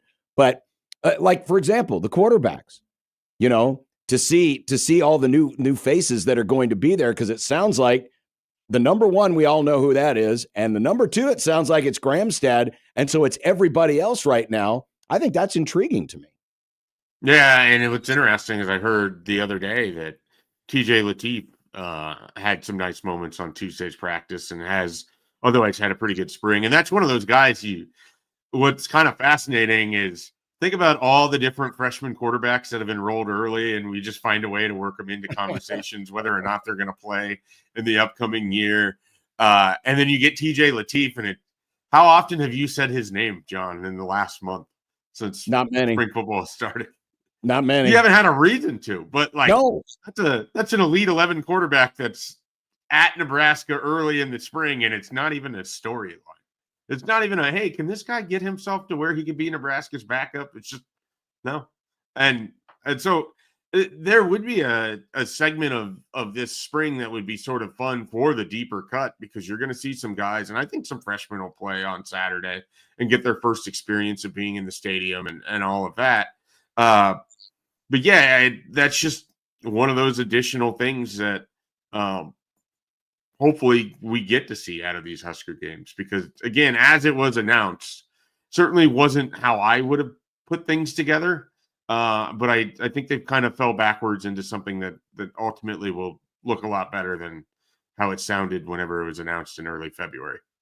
We don't expect a whole lot of movement in the portal, but there is one name that is getting a lot of attention, and that's Marty Brown, the former prep running back, now up at North Dakota State. Do you think Nebraska needs him for this running back room? No, I don't. And I want to say this. I think Jamar Brown's a talent. It's not because he can't help them. I think ultimately they are comfortable at their running back position. I mean, I think that he would be a nice addition in that it would give you a second complementary style running back to go along with Quentin Ives. I think the fact that he has experience would be helpful, but I just don't think Nebraska's recruiting him like this is someone that they absolutely want to get. We've seen them when they've gone into the portal and it's a position of need. Look how many offensive linemen they were attached to here in December and January. And then they ended up with Elijah Pritchett and Rocco Spindler at the very end of it. And you know that they went through a lot of different people and they made offensive line a priority. We've never seen that at running back. They didn't make it a priority in December when there was a bunch of running backs that were available. They haven't made it a priority this spring. I think even in the way that Brown is being recruited by Nebraska, if you want to call it that, he's being asked to come watch a practice. I mean, there's a massive difference between the visit that he was on yesterday in Miami and Nebraska saying, yeah, hey, come by, check out a practice. So we'll see whether he's even on campus tomorrow. I think his representation spoke with 24/7 Sports on Tuesday and on Monday, and there's some real doubt whether Brown's even going to be in Lincoln because Miami's offering real money and real opportunity. Cal doesn't have a running back on their roster right now. He's got relationships at Kansas State. And then, Nebraska's the home state school. If he didn't go to Creighton Prep, I don't even think Nebraska's in this conversation. And that's not to say he isn't a good player and couldn't help things out. I just think that's the reality of where they are. I don't think they have money they want to spend at running back. And I certainly don't think they want to get into a bidding war. So I don't look for Brown to end up at Nebraska, and I'm not entirely sure he's going to be at practice tomorrow either. That kind of branches then off into the next conversation because you just said, good chance he might not even be in the conversation had he not been an Omaha kid. Last Thursday when Matt Rule was asked about in-state recruiting and, he kind of put the message out there. He said the desperate team sets the market. He was expecting that it was going to set off a bunch of alarm bells across Big 12 territory. I haven't sensed that anyway. I haven't sensed too many people using those words against him, but I'm curious how his talk last week on in-state recruiting landed with you. And if there's anything in there that you wish either he had said differently or not said at all. I think the important thing that he got out there is that it is about winning at Nebraska. And so, they've approached this differently over the last couple years to where they are right now. And they took players in the 23 and 24 classes at times that you could make a case that they knew were long shots to be contributors, but it looked good from an optics standpoint. And so then, you want to invest at home and see what happens. And they ended up with some guys that didn't work out for them and have since left already. And I just don't think they feel compelled that they have to do that anymore. They have to figure out how they're going to win football games at Nebraska. They have to figure out if the guys coming here want to be part of their program and be part of their culture. Excuse me. Those are the things that are more important, I think, to Matt Rule right now than appeasing people who want to make sure that they have a bunch of in-state kids on the team or making sure that high school coaches feel like they're seen. I think they do a great job getting around to schools and knowing who the prospects are in the area. But that doesn't necessarily mean those are the guys that are going to help you beat teams when it comes down to it. Sorry, I'm losing my voice here. Give me a second. That's fine. Wow. Getting choked up and emotional talking about these in-state players and everything. I thought the Guardians game just went final. Yeah, well, they'd already taken 2, so we knew the sweep wasn't coming. So I'm good with a series win. You bet. Ultimately, I think they have to figure out how they're going to win games, because if you win football games, you're going to be able to recruit in-state, out of country, wherever the hell you want to bring players. But you got to win games, and you have to. I think what they have here in terms of facility, the coaching staff, the people, all of that sells itself.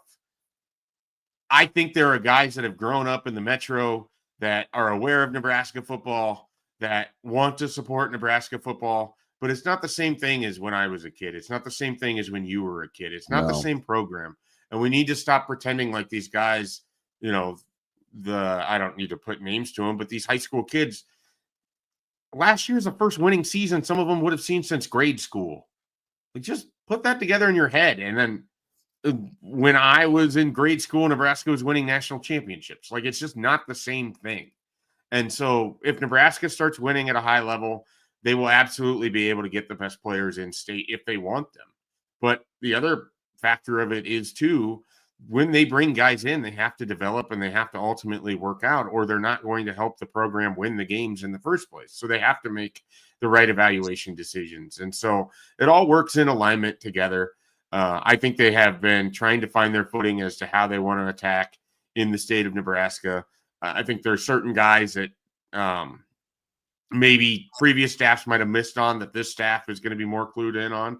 And there's going to be people that they now know, having known the landscape, where, hey, you know what? Great athlete, great kid, probably not a good fit for us in the Big Ten. And I think that works fine. The in-state discussion, I think it gets too extreme on both sides. Like, you have the people who never want to take anybody in-state because how could they possibly be as good as elsewhere in the country? And then you have the folks who want to build the entire program through in-state play. Neither model works. So you have to find something else in the middle there. And so I thought he handled the conversation mostly well. And if anything, I think it would have been good if he maybe acknowledged that they've had to kind of find their way into the state of Nebraska, and they had different approaches, and they've certainly offered players because other programs have. And, that's the reality of it. But ultimately, end of the day, you got to win football games. That's why Matt Rule's here. It's not to stand up and sound good in front of the podium. It's not to make Nebraska fans feel good about the program of what it used to be. It's to win football games on Saturday coming up in the fall. And that's the biggest thing that he can do to put Nebraska going well forward, to help its in-state recruiting, to help the program overall. And he knows it, and they all know it over there. And I don't want this to come across as, Nebraska's immune from it, because they're not, especially if they do eventually become something resembling what they used to be. But the Nico Iamaleava situation, do you think the way that Rule operates and this organization seems to operate, and we'll hear from Pat Stewart, the GM, tomorrow, so we should get some interesting insight on that. Do you think that the way that they operate, that they have built up at least some defense against a similar type of situation happening here? Yes and no. I mean, I think, like, Nebraska can build its culture. Nebraska can empower the players that it has in front of it. Nebraska can do everything it possibly can to create the best experience for the people that are there. But ultimately, you know, the stupid and cliche, but it's a business decision. Yeah. And if a certain player or his parents or his representation or his whatever we want to call him decides that there's better opportunity and better money somewhere else, there's going to be situations that arise until there's actual parameters and guidelines that set these things and create limitations and don't allow for players to sort of create holdout situations endlessly, which is going to be the next step and phase of NIL and the transfer portal. Then we're kind of at the mercy of all of this, and nobody's going to be immune to it. But I think if you build a program that is empowering for players and sets a culture that they want to be a part of, and you surround it with people who feel like they're working towards a common goal, you're going to get guys who are going to choose a team over themselves. We've seen it in other sports. We saw it, it didn't work out to the degree that they were hoping for, but guys like Juwan Gary and Bryce Williams took less money to stay in Nebraska for basketball. We're going to see that in football. I guarantee there's guys over there. Ty Robinson was one of them the year before that would have had a ton of money or a ton of opportunity to go somewhere else, to go play or have an opportunity somewhere else. But they believe in what Matt Rule is building. And I think you have to have that in the walls. There has to be this belief that this is bigger than just whoever the one individual is. And if you can have success build off of that and people feel like they're part of it, then that's kind of an infectious thing. And it's easier to turn down or to not pay attention to the tampering or the old high school coach who's telling you about, which college is reaching out to him and that kind of thing. So it takes a lot of effort and it takes a lot of time, and it requires Nebraska to have a level of success to then have players that other people want, but also to have the system built up around it where you can fend that off too. But I think it's always going to be a part of this until actual parameters prevent rampant, tampering and widespread transferring. I mean, that's what it is. It also helps that your quarterback might have very involved parents, especially a dad, but at least that dad played at Nebraska. And so not going to sell that program down the river. Yeah, but I mean, there's still the scenario where, and I don't want to tie this to like it's Dylan Raiola. It could be any recruit or player where you could be really happy at Nebraska, but you want to be playing for championships. And if Nebraska gets to 7 or 8 wins in 2025 and they're not playing for a Big Ten title and your aspirations are, I want to be a big-time college football player playing on the biggest stage, you have to ask yourself, how close is Nebraska getting to that? I mean, that's a big part of what year 3 is to me. It's Matt Rule showing the fan base and showing the program, okay, you put in all this work. You believed in what we've done these last 2 years. I've asked everything of you. Now it's my job to get us to this next level. And if Nebraska can show that, I don't think they're going to have concerns in that regard. If they can't, you might have guys who are just like, look, I can get the bag and go play for a championship. It's hard to turn that down. All right, draft tomorrow. Your team and my team picking with 2 spots apart. What are you looking at? What are you hoping to see out of the Vikings tomorrow night? I'm kind of leaning towards the Rams trading out of that spot and building up some picks later in the draft, because it seems like the bulk of the talent is sitting there late first round into the second and third round. It's interesting. I think a lot of people just want to see their team trade down and accumulate picks in this draft. But it'd be fun if that's what everyone did. But there just aren't the consequence of there's just aren't the teams that want to trade up into things. And True. So, I'm sort of hoping Shedeur Sanders is sitting there at pick 24 and someone's calling Minnesota because they want to get back in to the first round from the top of the second round, and Minnesota can pick up some more draft capital that way. But at the same time, the best players on their roster have largely not been the ones drafted by their new regime over the last couple of years. Yeah. So maybe the fact they don't have draft picks actually works in their favor. So they won't be wasting those picks on players like Ed Ingram, who is no longer with the Minnesota Vikings. And that makes me very happy. But I think they need an interior offensive lineman for sure. They would Mhm. certainly be a team towards the end of the third round that could be in the Ty Robinson sweepstakes. They definitely need defensive line help as well. And, a corner. But otherwise, Minnesota, save for their quarterback, has a really strong roster at the moment. So they're in a really unique spot where whatever they're drafting, it's they can very much take the best player available approach and still put together a team that, in theory, could contend for a division title. However, they have a quarterback that nobody's seen play for a year. So, and when we last saw him, he mostly just handed the ball off. Yeah. And we were like, is this guy really going to be good? I don't know. And then we started talking ourselves into, he might be pretty good. And then pop, there goes the knee, and the rest is. I never talked myself into that he might be very good. You didn't. You didn't. Others did. Yes. You have the same philosophy as I do. I want to be so wrong on that. I want to look back on it after the 5th Super Bowl and be like, man, I really was out on JJ McCarthy. For some reason, I don't think that's what's going to happen here, though. At this point, just hope for one. Just hope for one. Yeah, well, you got to start with 1 before you can get to 5. That's true. That's true. That's how counting works. Mike Schaefer, Husker 24/7. Schaefer, always appreciate it. Thanks a lot. Hey, thanks for having me on, John. Have a good week. That's Mike Schaefer of Husker 24/7. The Mets' 6-game winning streak is up for grabs. Down 3-2 in the 10th, but of course you got the Manfred man runner, and Juan Soto just grounded out, so that'll move the runner on to third with less than 2 outs. I like the Manfred man runner. I like the zombie runner. That's what effectively Wild calls Yeah, it. it's a John Shambi term, the voice of the Cubs, ESPN, John Shambi calls it the Manfred man runner in the night. Mm-hmm. It is not a ghost runner. Anyone who has played enough pickup baseball or wiffle ball in this area knows that is not a ghost runner. No, that's why it's a zombie runner, because he's there.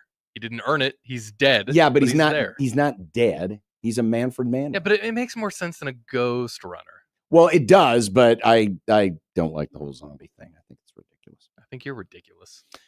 Coming up, speaking of the Iamaleavas and the $40 million roster, we've got details on that to come. And coming up in a little less than an hour, actually less than an hour, Marcus Blossom, Creighton Athletic Director, will join us. We'll do a little Q&A on the state of Creighton Athletics after a very, very busy last few weeks. That's all straight ahead. It's Unsportsmanlike Conduct on 1620 The Zone. Right now, though, you could use a nice new window, couldn't you? Everyone could use new windows. Your windows you feel those drafts coming in the wintertime. Maybe they just don't look good anymore. Well, if you're looking at replacing windows, your home improvement company has their biggest sale of the year, and it's happening right now. 50% off your window purchase, plus free labor with a minimum of 4 windows.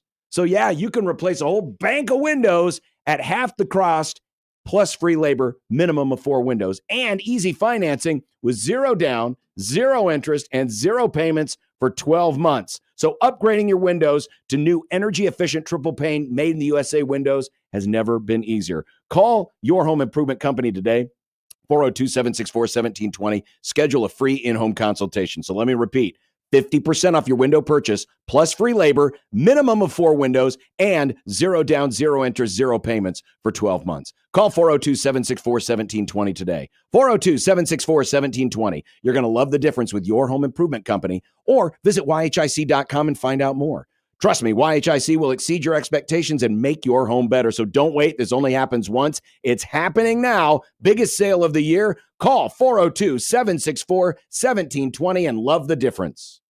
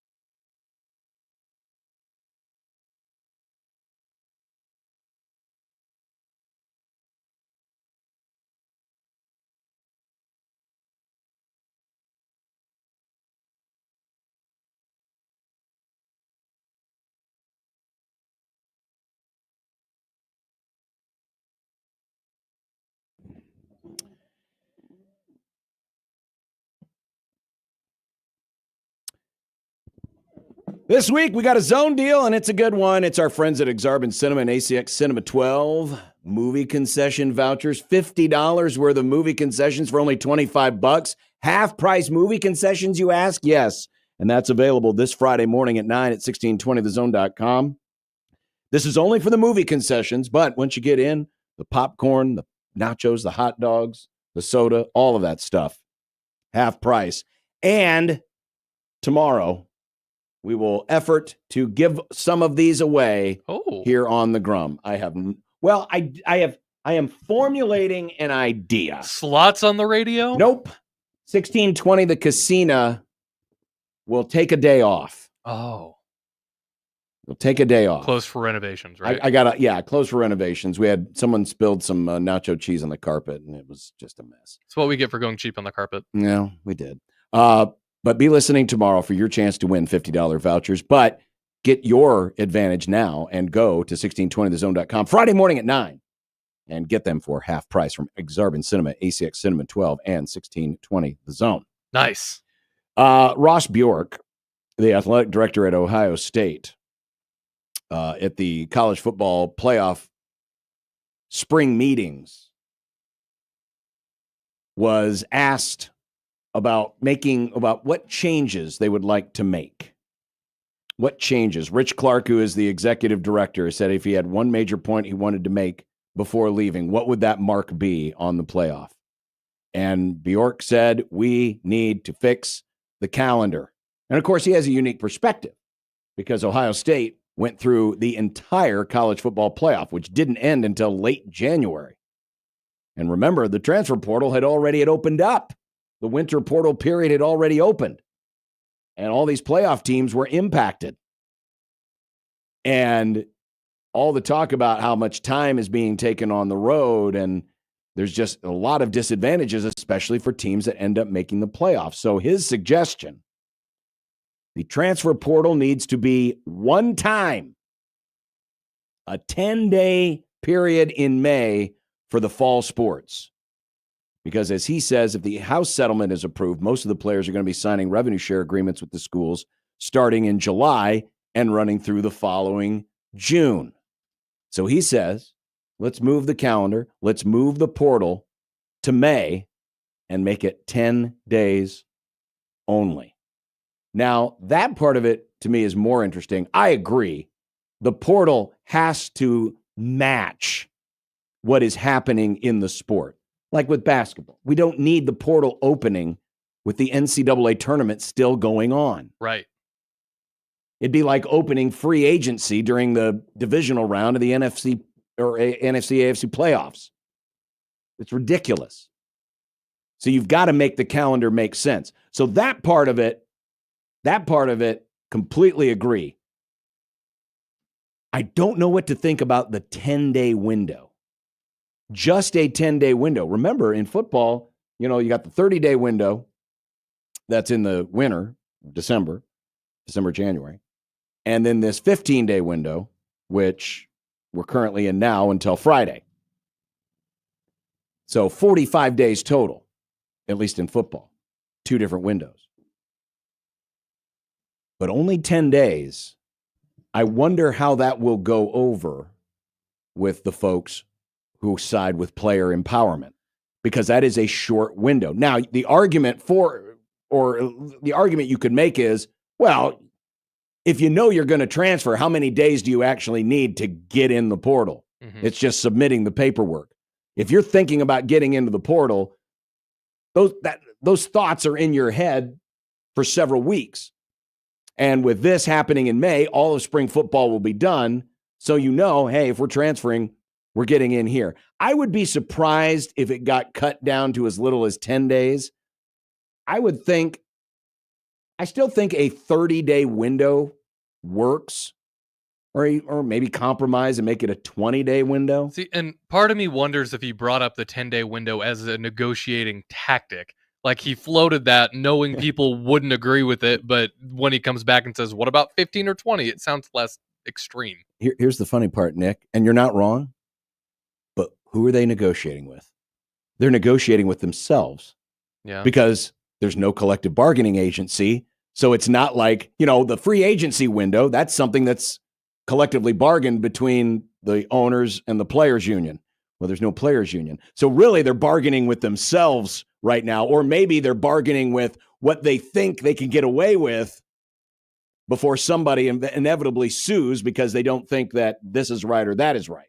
I don't hate the idea of a shorter window period, especially in the day that we live in. I think it needs to be more aggressive to try to help balance things out a little bit more, because otherwise everybody's just going everywhere all the time. Yeah. There needs to be some kind of balance. I think this would help, but this isn't the answer.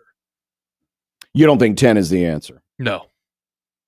I could be sold on it. I'm more in the... I could be sold on it because, again, all you're doing is submitting the paperwork. I guess the disadvantage would be in the case there was the kid from Oklahoma. You also had, a couple from Nebraska who, Emmett Johnson, got into the portal, but then got back out. Mm-hmm. Those types of decisions, let's say you get in, you decide to get into the portal on day 5, but then a week later you have a change of heart. I'm more in the 15 to 20 range. I think that is a good compromise. Yeah. I guess even if you didn't get out in time, you could still stay with that school. Just because you get in the portal doesn't mean anyone picks you up. Mm-hmm. You could still stick around. Yeah, maybe 10 days would work. Maybe it would work. But I do agree the timing needs to be late in the spring, end of the semester-ish, end of spring football-ish, and a one-time portal window. We don't need one in the spring, one in the winter. Absolutely. Just one is enough. And I would say that for any sport. One is enough, and make sure it is outside of your entire championship season. Tony in the YouTube chat says May 1st through 31st. Just the whole month of May. You could. I'm more in on just give me one. Mm-hmm. We just need one, because that's the difference. Right now, you're not dealing with rev share in the moment. You're just dealing with third-party NIL. But once rev share kicks in, and this is where Bjork, makes the point, those rev share agreements are basically going to start in July and run through the following June. So make sure those rosters are set. So once you get to July, because that's when the fiscal year starts, boom, you can start signing those deals. They're in effect for the entirety of the fiscal year. The whole way this NIL and rev share and all of this stuff has been handled has been an exercise in why you should make sure your ducks are in a row before you introduce something to society. Because I think that NIL it needed to happen, but I think it happened too quick without any kind of plans in place. They just did it. Well, the reason it happened that way is because the NCAA started throwing up their hands and saying, we can't fight this anymore. We don't want to fight these lawsuits anymore. And so they just threw up their hands and said, we quit. We give up. And so instead of what had been for the longest time, this slow, arduous, gradual process of evolving or changing rules instantly became nope, we're done. And then we got what we got. And the NCAA has only themselves to blame. I'm not saying this falls on anyone else. The schools have no one but themselves to blame. The leaders of college athletics for generations have had no one but themselves to blame.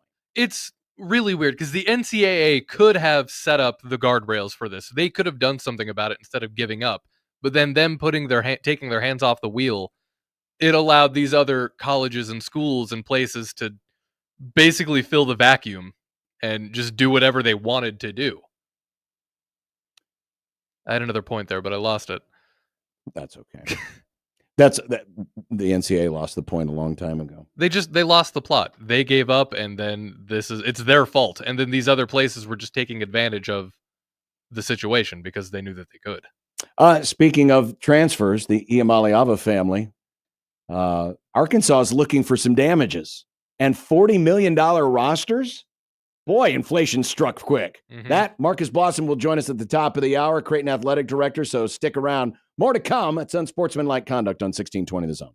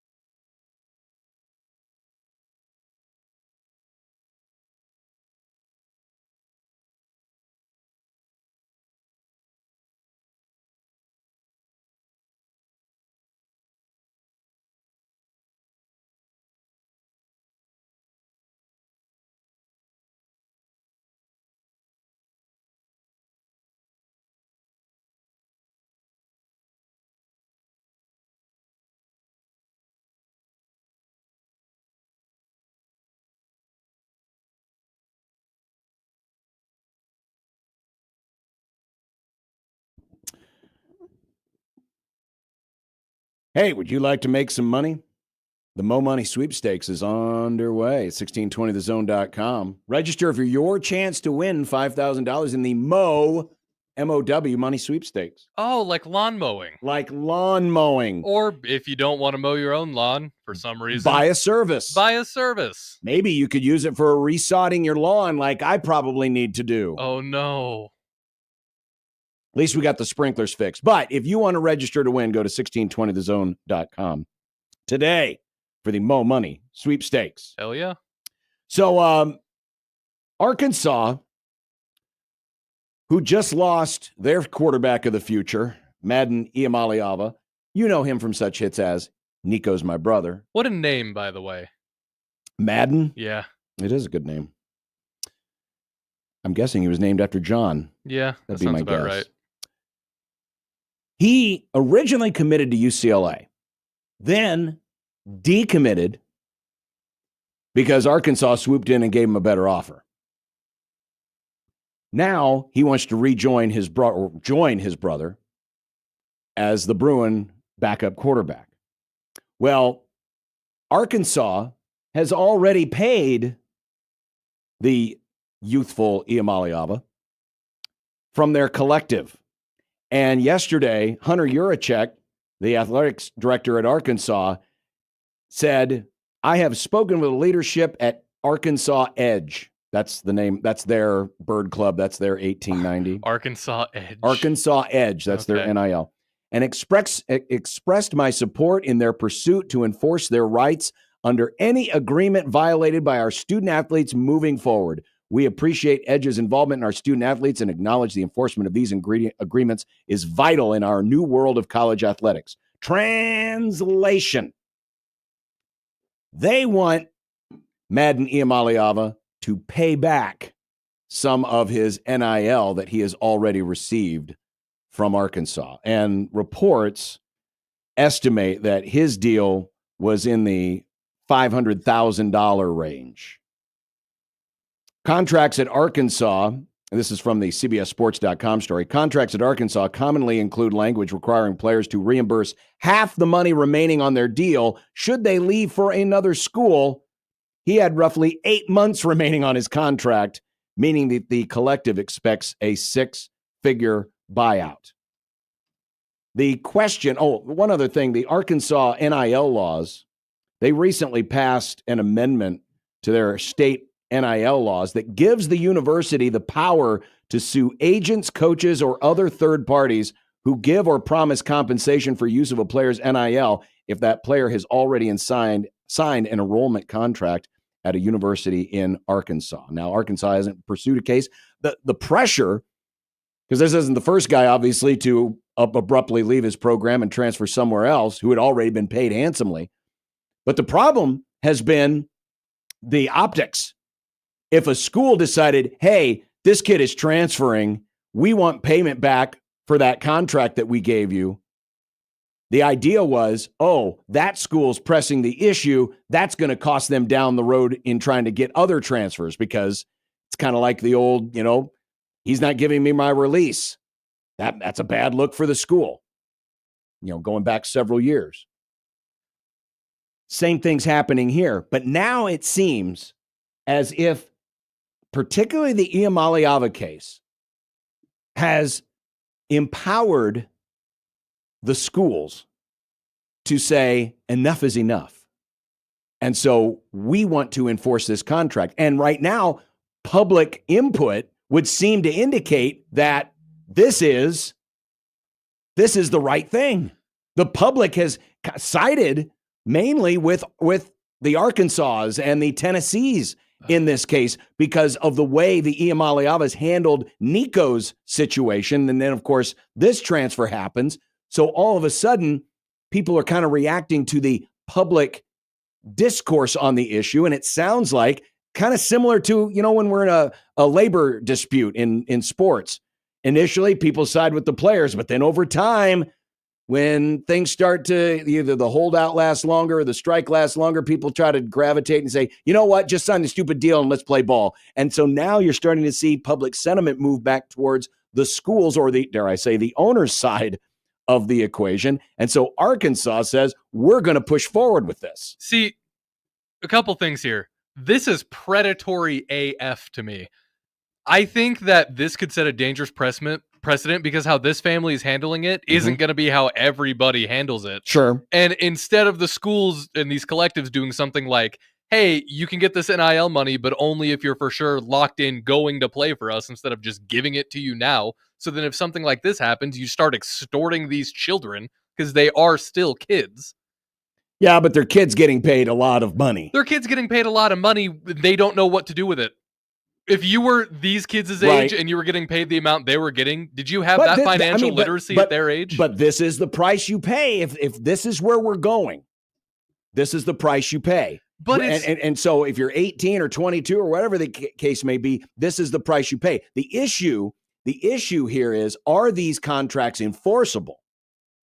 Because right now, all of the power has been on the player side of the issue. Usually the player gets paid up front and they get their money or a chunk of their money or most of their money right away. But that's the problem. They shouldn't be playing these players. There needs to be a grace period so this problem doesn't happen, so they don't feel like they were wrong. You would think so, but again, that's the impact of recruiting, because if you decided, hey, we're just going to pay you so much a month instead of just paying you all up front, then some might use that against you in recruiting and say, well, see, we'll pay, hey, you're going to get $500,000 for them, but you got to get it in $10,000 installments or whatever the denomination would be, $50,000 installments. Another school might say, hey, we'll just pay all up front. Well, and so it becomes a recruiting battle. And that's why a lot of the power has been moved onto the player side of the issue. Now Arkansas is saying, you know what, we're going to fight this back. Well, could the reverse not be true? Hey, these guys, they're going to give you money, but if you try to enforce your decision to go somewhere else, they're going to try to take it all back. But if you come here, you have some kind of stability. And that's been the deterrent for schools not trying to enforce this deal. But now, because it seems again like the public sentiment has started to move because of this particular case, has moved more towards the side of the player. Now Arkansas and maybe other schools like it feel like they're empowered now to try to enforce these deals. But the biggest question in all this is, will they be able to enforce this? Because there's a lot of people, and I follow Mitt Winter, who's a sports legal expert. He says these contracts aren't enforceable. They can be broken at any time because of the way that they have been written. So Arkansas may try to pursue this, but the contract may actually not be very binding. It may not be worth the paper it's printed on. So it'll be interesting to see how this happens, because I see both sides of this. I really do. I see the players' side of it is, hey, they got the power. We're gonna take advantage of our negotiating strength.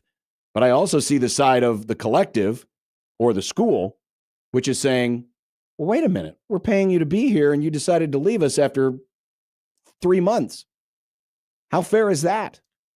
I do get that, but at the same time, it should be on these schools, these institutions that are giving the money to these players to have some kind of thing set up to ensure, because that would also probably help you keep these players that you really want to. Yeah. If they know that why not backload their contract or their NIL or whatever? These things happen in the NFL. Again, but that's another deal. The reason why they're not backloaded is it becomes an advantage, because if you get a job and you're paid up front, you get all your money up front, you're probably going to take that versus, they're going to backload this deal. And so they're going to make me wait this thing out. I think a lot of people, it's kind of like, when you win the lottery, do you take the installment plan or do you take the one lump sum? Most people take the one lump sum. I know it's a little bit different, but it's kind of the same argument. Adam, who is an attorney, writes, the interesting angle that no one is talking about in these contract disputes is the NCAA rule against pay for play. Enforcing a buyout in an NIL agreement brings into question whether that student athlete in the school were skirting the NCAA rule prohibiting pay for play. The school's argument is that since you transferred, we want our money back. And by the way, I shouldn't say it's not the school's argument. Juracek is the one that talked about it. It's technically, it is the collective, yes, who is a separate agent in some cases from the school. Anyway, back to Adam's email. Transferring from school, bring right into the equation, did the collective pay the student athlete for their NIL or pay them to play for the school? If I was the student athlete, I'd be pushing back saying, I still do NIL related activities. You can't come after me because I transferred. That as that directly violates the pay-for-play rules under the NCAA. I know the NCAA just went through and basically cleaned out a lot of its rule book earlier this week. My guess is that one of those, and I'd have to look this up. If I get a chance, I will. But the pay-for-play thing might have been now taken out of the NCAA rulebook. I can't say that definitively, but I know they changed a lot of rules this week to adapt for what is to become the new world order, which is revenue share. And they would almost have to take the words pay for play or whatever words they have written in there out, because once revenue share starts, that is pay for play. That's exactly what it is. You're paying the athletes to participate in the sport. The way these people are going about this just seems so skeevy to me.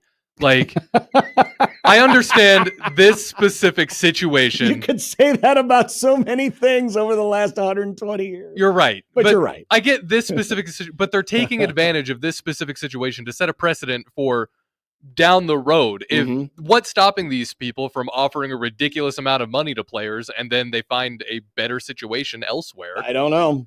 And then it feels very extortiony. It feels like we're going down the bad path of a bunch of potential paths we could be going down. By the way, this just in, I just saw this from Amanda Kristovich, who is a business reporter, college business reporter. Arkansas's NIL collective has sent 2 demand letters to players asking to fulfill buyout clauses. The AD's comments yesterday were referring to multiple players who left before NIL contracts expired, including Madden Iamale Ava. So Arkansas's collective has followed through on Hunter Yurichek's request, and they are going to seek liquidated damages. We'll see how far this goes. All right, we're going to take a break. And when we come back, Marcus Blossom will join us here in studio. A state of Creighton athletics, a good Q&A. A lot of things have happened over the last few weeks. We'll catch up on all of it with Creighton's athletic director right here, live on the Grum, next on 1620 The Zone. But first, you can be a good guy today, or a good gal. You can be a good person by registering to become an organ and tissue donor. I have had that box checked on my license since the first day I got it. These old hearts and lungs could someday be somebody else's, or my tissues, just like yours as well. And it's such a selfless act, because did you know that one healthy donor could save up to 8 lives?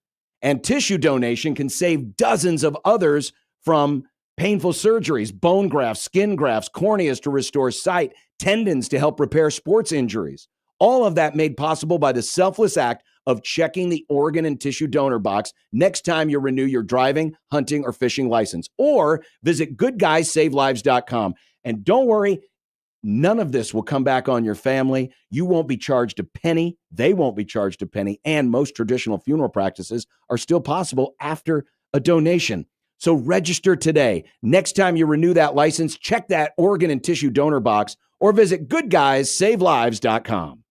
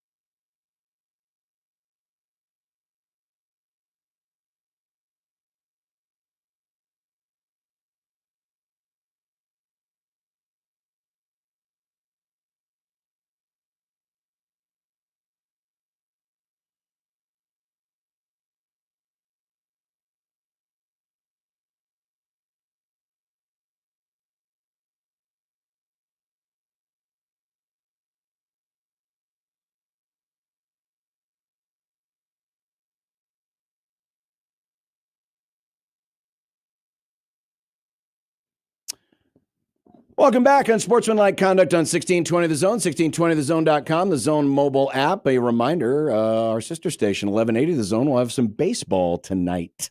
Creighton baseball is up in Sioux Falls tonight against South Dakota State. Connor Happer's already there, and he'll have the call for you this evening. See, that's how important it was, Marcus.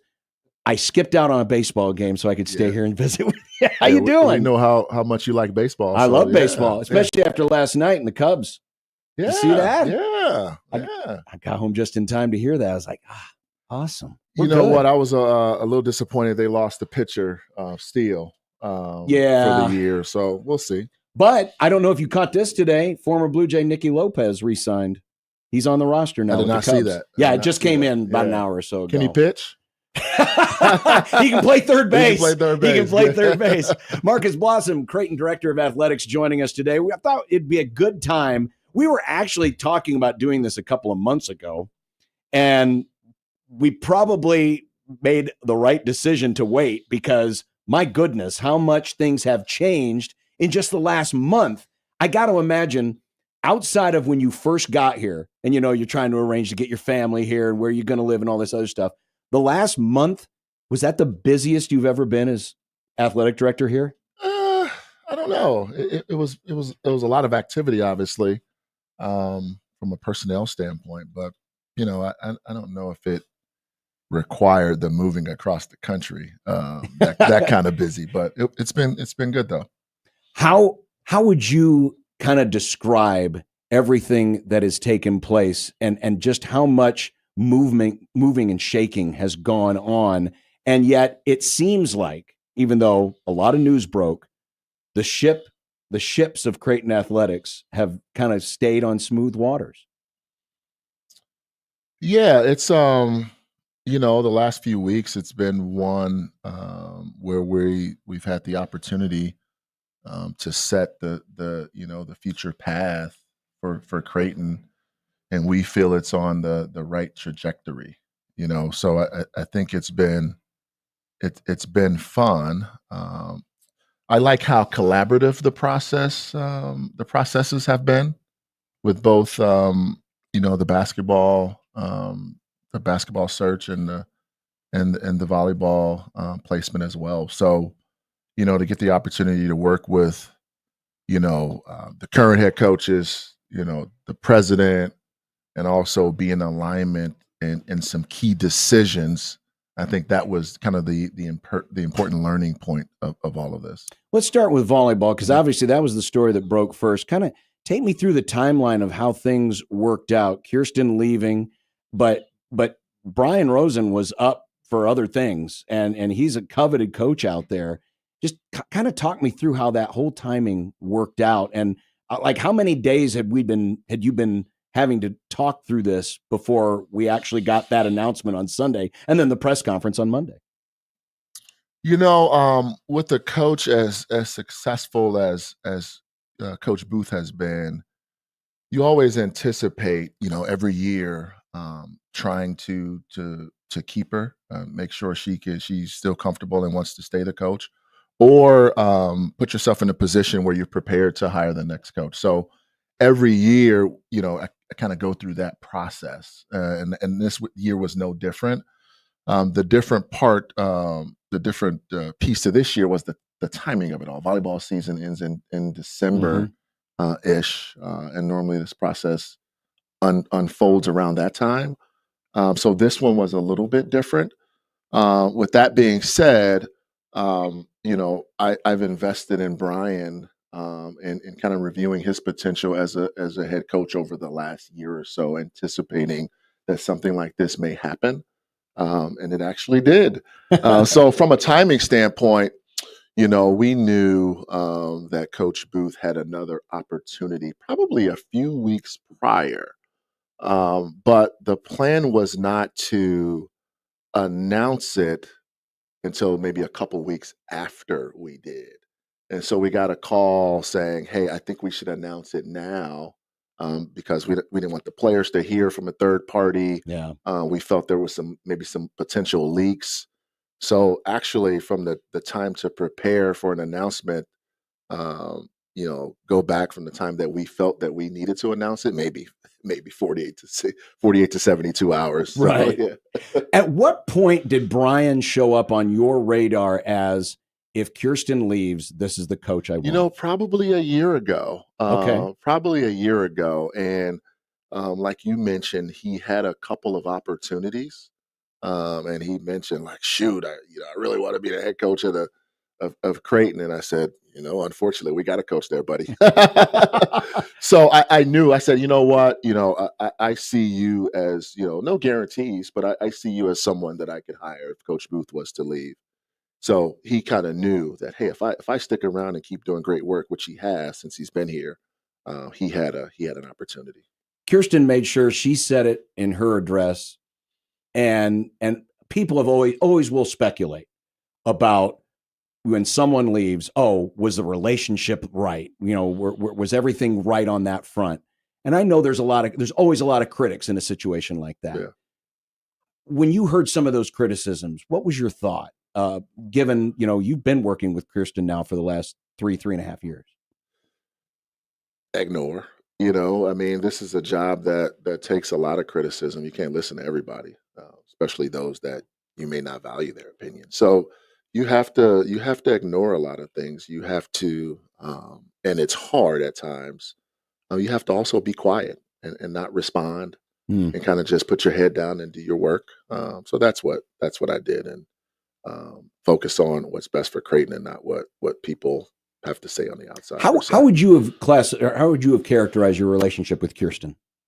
It's a professional athletic director coach relationship. It's obviously one that's been developing over 3.5 years. So it takes time. So we have a 3+ year relationship, and value to what she brought to not only to the athletic department, but to the university. So it had to, if there's a visual that one would look at to, well, something's not right here, it would have been if every one of the other assistants would have walked out. But obviously it's just the only person that left was Kirsten. Brian moves up, but everyone else, Angie's still there. Everyone is still there. And it's almost like the only thing that's changed is one nameplate on one office for the moment. Yeah, but even if everyone would have left, that wouldn't have proved anything, but everyone left. You know what I'm saying? For a different opportunity. Good point. So, we have a staff of 100 and so people, and, we have to make sure we value everyone on those staff or the staff to make sure they're doing the best for Creighton and hopefully achieving their own personal, professional goals as well. That's challenging at times. Yeah. You don't always agree on everything at times. That's what this deal is all about. Talking with Marcus Blossom, Creighton Athletic Director, who joins us today here on Unsportsmanlike Conduct. Brian mentioned something at the press conference. It was in an offside session at the press conference, but about the NIL support for Creighton volleyball. How would you characterize that? And of course, we're moving into a very different era now here in the next week, the next month, the next year. We don't know exactly what the timetable was, but it's changing. How would you characterize the NIL at volleyball? I think it's strong. I think a lot of that is a credit to Coach Booth's relationships with the community. We have some work to do if we want to at the very least maintain it. Even more work to do if we want to grow it. But the best thing about our student athletes that come to Creighton is they come for various reasons. And it's not just about money. They come to get a great education. They come to be coached by great coaches. They come for a student formation that's second to none in a residential community. So it's not just referring to volleyball, but all of our student athletes. They don't choose Creighton just for the dollars. If they do, I think we're in a lot of trouble. What's your confidence level that volleyball, at the very least, maintains, but then takes the next step up? Because that's what Brian's been saying is we're ready to take the next step up. The funny thing is when we announced it to the team the night before the press conference, Brian gets up there and says, hey, we always talk about going to the Final Four. We're going to go to the Final Four. I was like, hey, man. You were trying to tamp down the excitement. Lower those expectations just a little bit. But I have confidence in Brian. And Brian was blessed by Coach Booth, too. She has confidence and him as well. She let me know, I think Brian's going to be the person that can help take this volleyball program to the next level. So, it's not going to happen overnight, but he's a great coach. He's a tireless recruiter. We're blessed to keep Angie Oxley Barron's on staff, who's been on staff for 22 years. He also kept Adam and Caleb, and as you mentioned, the entire staff. So it's going to be a team effort. We're going to have to support him in the best possible way to keep us at the level we're at, and like you said, elevate it. Next, one of the other elements of elevating volleyball is more interest in the sport. We obviously know what the team down the road does. This past year, more tickets were sold for Creighton volleyball than had ever been sold before. But how much of the assurances that Brian wanted were about, hey, we want to make sure we continue to put more muscle behind getting more support for volleyball, not just monetary support, but bigger attendance, and maybe even, if possible, moving some more matches into places like CHI. Yeah, he wanted to make sure that we were going to keep the support at the level it is and grow it over time. So, we had multiple conversations that assured him as such. He's one of how many head coaches we have? They all have the same yes, they do. the same questions, the same needs. So he felt confident that our program is in a good spot. That's the volleyball side of the equation. When we come back, we'll take a quick break, come back, we'll talk with Marcus Blossom about the basketball situation and how things have changed there, because there is a coach in waiting now. Plus, there's some other things. We'll get to some of the questions I got from the listeners as well. We'll be back. Marcus Blossom, Creighton McCormick Endowed Athletic Director, joining us here live in studio today on Unsportsmanlike Conduct in 1620 The Zone.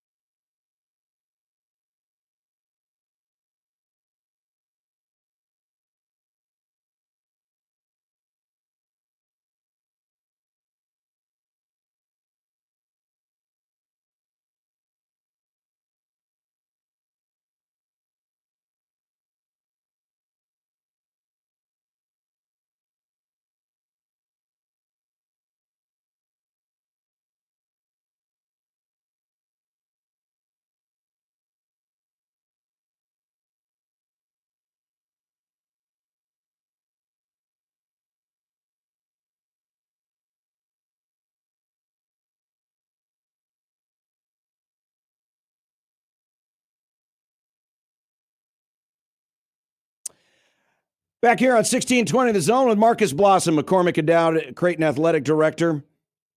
So we covered the volleyball side of things. Of course, the other big bombshell that dropped was the announcement that Alan Huss is returning home. The former Creighton Blue Jay, former assistant under Greg McDermott, is now back as an assistant, but he will be the coach in waiting.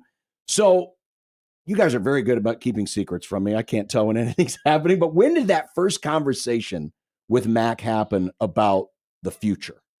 Yeah, I'm surprised you didn't find out as much time you spend with us. You guys are good about keeping that away from me. So, and Mac's a good poker player too. Yeah. So, the thought of, might have been in Mac's head earlier than this. He might have teed the idea up with Alan Huss prior to gauging, my opinion on it. But we spoke, I think it was Tuesday around that time of the Big East tournament. So found out Ryan Miller was he didn't have the job at the time at Murray State, but we felt he had a good opportunity or was maybe the leading candidate to get the head coach job at Murray State. So Mac approached me and said, hey, there's a potential that Ryan may be leaving us. What do you think about Alan Huss coming back and being back on staff and potentially taking over? First thing I said was, nah, man, we don't want you to go so soon. Things are going great. So obviously we didn't put a timeline on it. He said, I'm not going right away, but, I think Alan Huss would be a spectacular coach to lead the future of this program, and I want to make sure it's in great hands. And he was really good about it. He said, hey, man, no pressure. I'm not forcing you guys to do anything. I know you and Father have to agree on this, and it's your decision. So I said, Mac, Huss is great. I actually worked right across the hall from him, and he was somebody that that I've watched in case there was a full departure anyway for Mac. 56 and 15 at High Point over 2 years, back-to-back regular season championships at a place that's been hard to win. So I was not surprised that Alan Huss was high on McDermott's list because he was high on mine. So I basically told him, okay, let me think about it and let me gauge Alan Huss's thoughts on this and have some conversations with him to see if his view of the program, the future of the program, is aligned with my view. And we've had multiple conversations leading up to an ultimate decision. Mac also, probably hounded Huss. Hey, man, this is a great idea. Father was involved. I made sure he had a chance to spend some time with Alan. He agreed up on this process and signed off on it. And it was one of those things that we were all aligned. And the decision was made. I don't know exactly when the decision was made, maybe shortly before the announcement. Alan was, weighing a lot of things because he really enjoyed his time at High Point. He had another good team coming back. I'll let him get on this show and tell you about it at some point. But he eventually made the decision, and that's a tough decision. That's a decision you make because you love the institution. Alan has a great amount of love for Creighton, being a former player, and it's hard to go from a head coach to being an assistant, a successful head coach that's not being pushed out, that had opportunities to go a lot of places. And we pulled the trigger because I felt, at some point, even next year, his opportunities were going to grow. And there's no guarantee he would want Creighton at that time. So it all worked out, and we're ecstatic to have him. Would the plan have been completely different? Let's say, he decides either to stay at High Point or maybe he gets another offer and goes and takes that. Do you move to plan B, or is it just, we'll figure out something else down the road? Yeah. Plan B was Mac would hire an assistant coach. He'd hire an assistant coach for the time being. And when he departed, we'd handle that situation whenever he decided to depart. How important is it to you, Marcus, especially when you have a coach, and you could pretty much answer the same thing regarding Kirsten, when you have two coaches who are very successful, won a lot of games, been here for a long time, have built a lot of good relationships in the community. Obviously, it's your decision. You're the athletic director. That's why they hired you. But how important is it to take into consideration what the coach wants to do in terms of handing the baton to a successor? Well, I don't think you take consideration what he wants to do. I think you value their input and you look and look into their eyes and see where that input is coming from. With Coach Mack, he was adamant how good of a coach he was. He was also adamant how good of a fit he would be for Creighton. And I trusted that there was no personal ambitions behind it. So with someone like that, that's won 350 games at Creighton and many more elsewhere, I know a lot about basketball. I know a lot about the industry. But if you trust a person, I know I don't know more about basketball than Coach McDermott. So I trusted his opinion was real, and that meant a lot in the direction we went in. So as far as how the timetable will work, will it pretty much then just be in Mac's hands as to when he decides to turn it in and turn it over to Huss, or have you worked out anything in terms of how that's going to work out? That's the question everybody wants to know. Yeah. What's the timetable? I would say when, I tried to convince Mac before we made this decision that I'd be a pretty good assistant coach first. Is this all because you worked out with the women's team a few weeks ago in practice? He didn't think so. So there is a plan, a timeline. We're not going to share it, for various reasons. It's not tomorrow, but it's not forever. Coach Allen Huss wouldn't have came here if he felt he had to sit for forever, for a long period of time, I should say. So the end is closer than the beginning for Coach Mack, but we hope that we have a couple or a few more good years him roaming the sidelines. There's been a lot of talk recently, and we've posted a lot of numbers here on this show around the conversation about rev share, that the Big East has an advantage in this department because there's no FBS football. Would that be a fair assessment? Before I get to that, I do want to mention that in my eyes, the Huss decision wasn't just about the future. It was also about the now. He was a heck of an assistant coach, and we had a void there. So not only did I feel he'd be great for the future, I thought he'd help us right now because he's a maniacal worker, a great recruiter, a fantastic coach, and assistant coaches matter. So we felt that would be extremely helpful to us now. Just wanted to make that point that it's not just about the future. He's very, very important to our success right now. Now, on the rev share side of things, would you agree with the assessment that the Big East is in better position than maybe other conferences because you don't have to pay the football monster? That people talk about that, but that's kind of laughable in a way. I mean, when you think of our conference distribution compared to the Big Ten, I don't know the multiple, but it's significant. So, I wouldn't say we would be in a better position to give more money to basketball than say the normal Big Ten school. They have the ability to go up to, I think, the max $20.5 million. So they can do that for whatever sport they want to. We're just basketball centric, and we're going to give the majority of our dollars to basketball, but we have significantly less dollars. So it's going to take a community effort along with the media rights and sponsorships and all of our other revenue streams in order to come up with a significant amount of dollars to attract the talent that we've been attracting to our men's basketball program. How important is it, Marcus, that the Big East not only remain competitive in basketball, but even elevate their game, given where the momentum seems to be moving in college sports, and that is that two leagues in particular are kind of driving the force. Mainly it's about football, but we all know that all the other sports kind of come from behind. Is it even more important today that the Big East is a major player in basketball so that you feel like you guys have a seat at the table?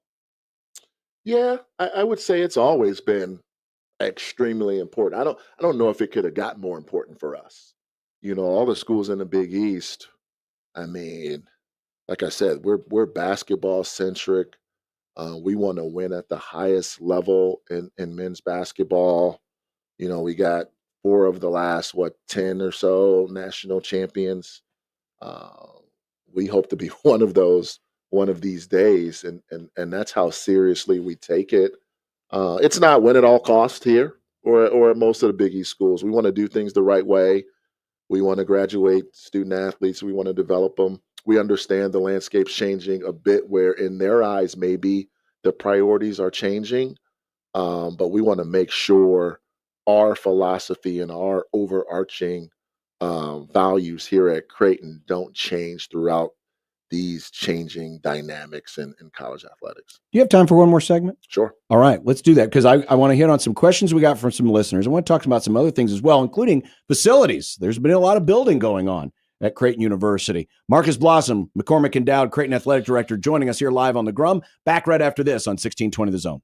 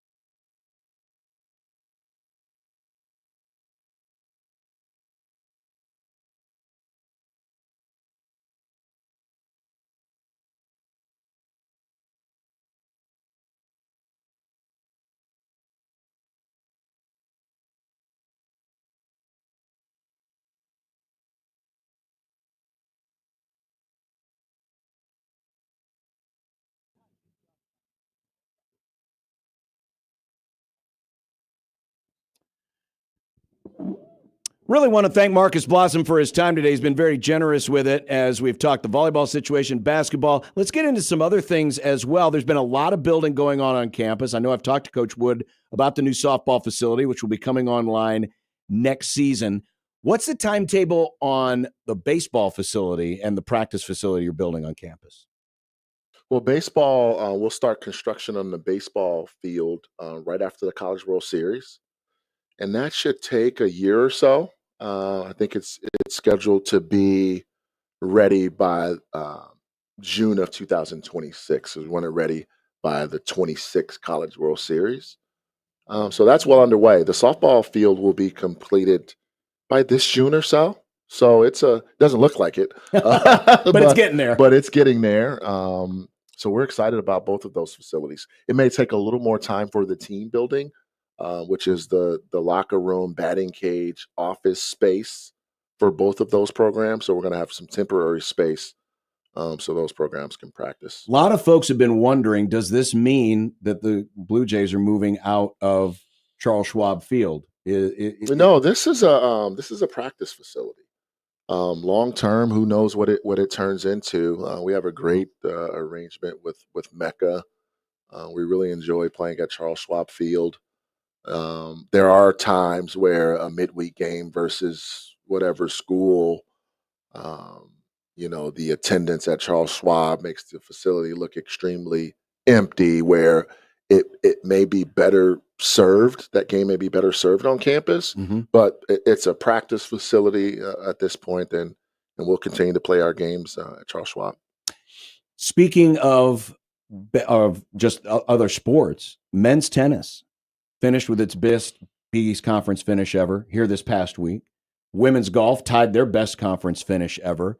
How do you make sure that all of these other sports that don't get as much publicity don't fall behind, especially as we transition into a new year of revenue sharing?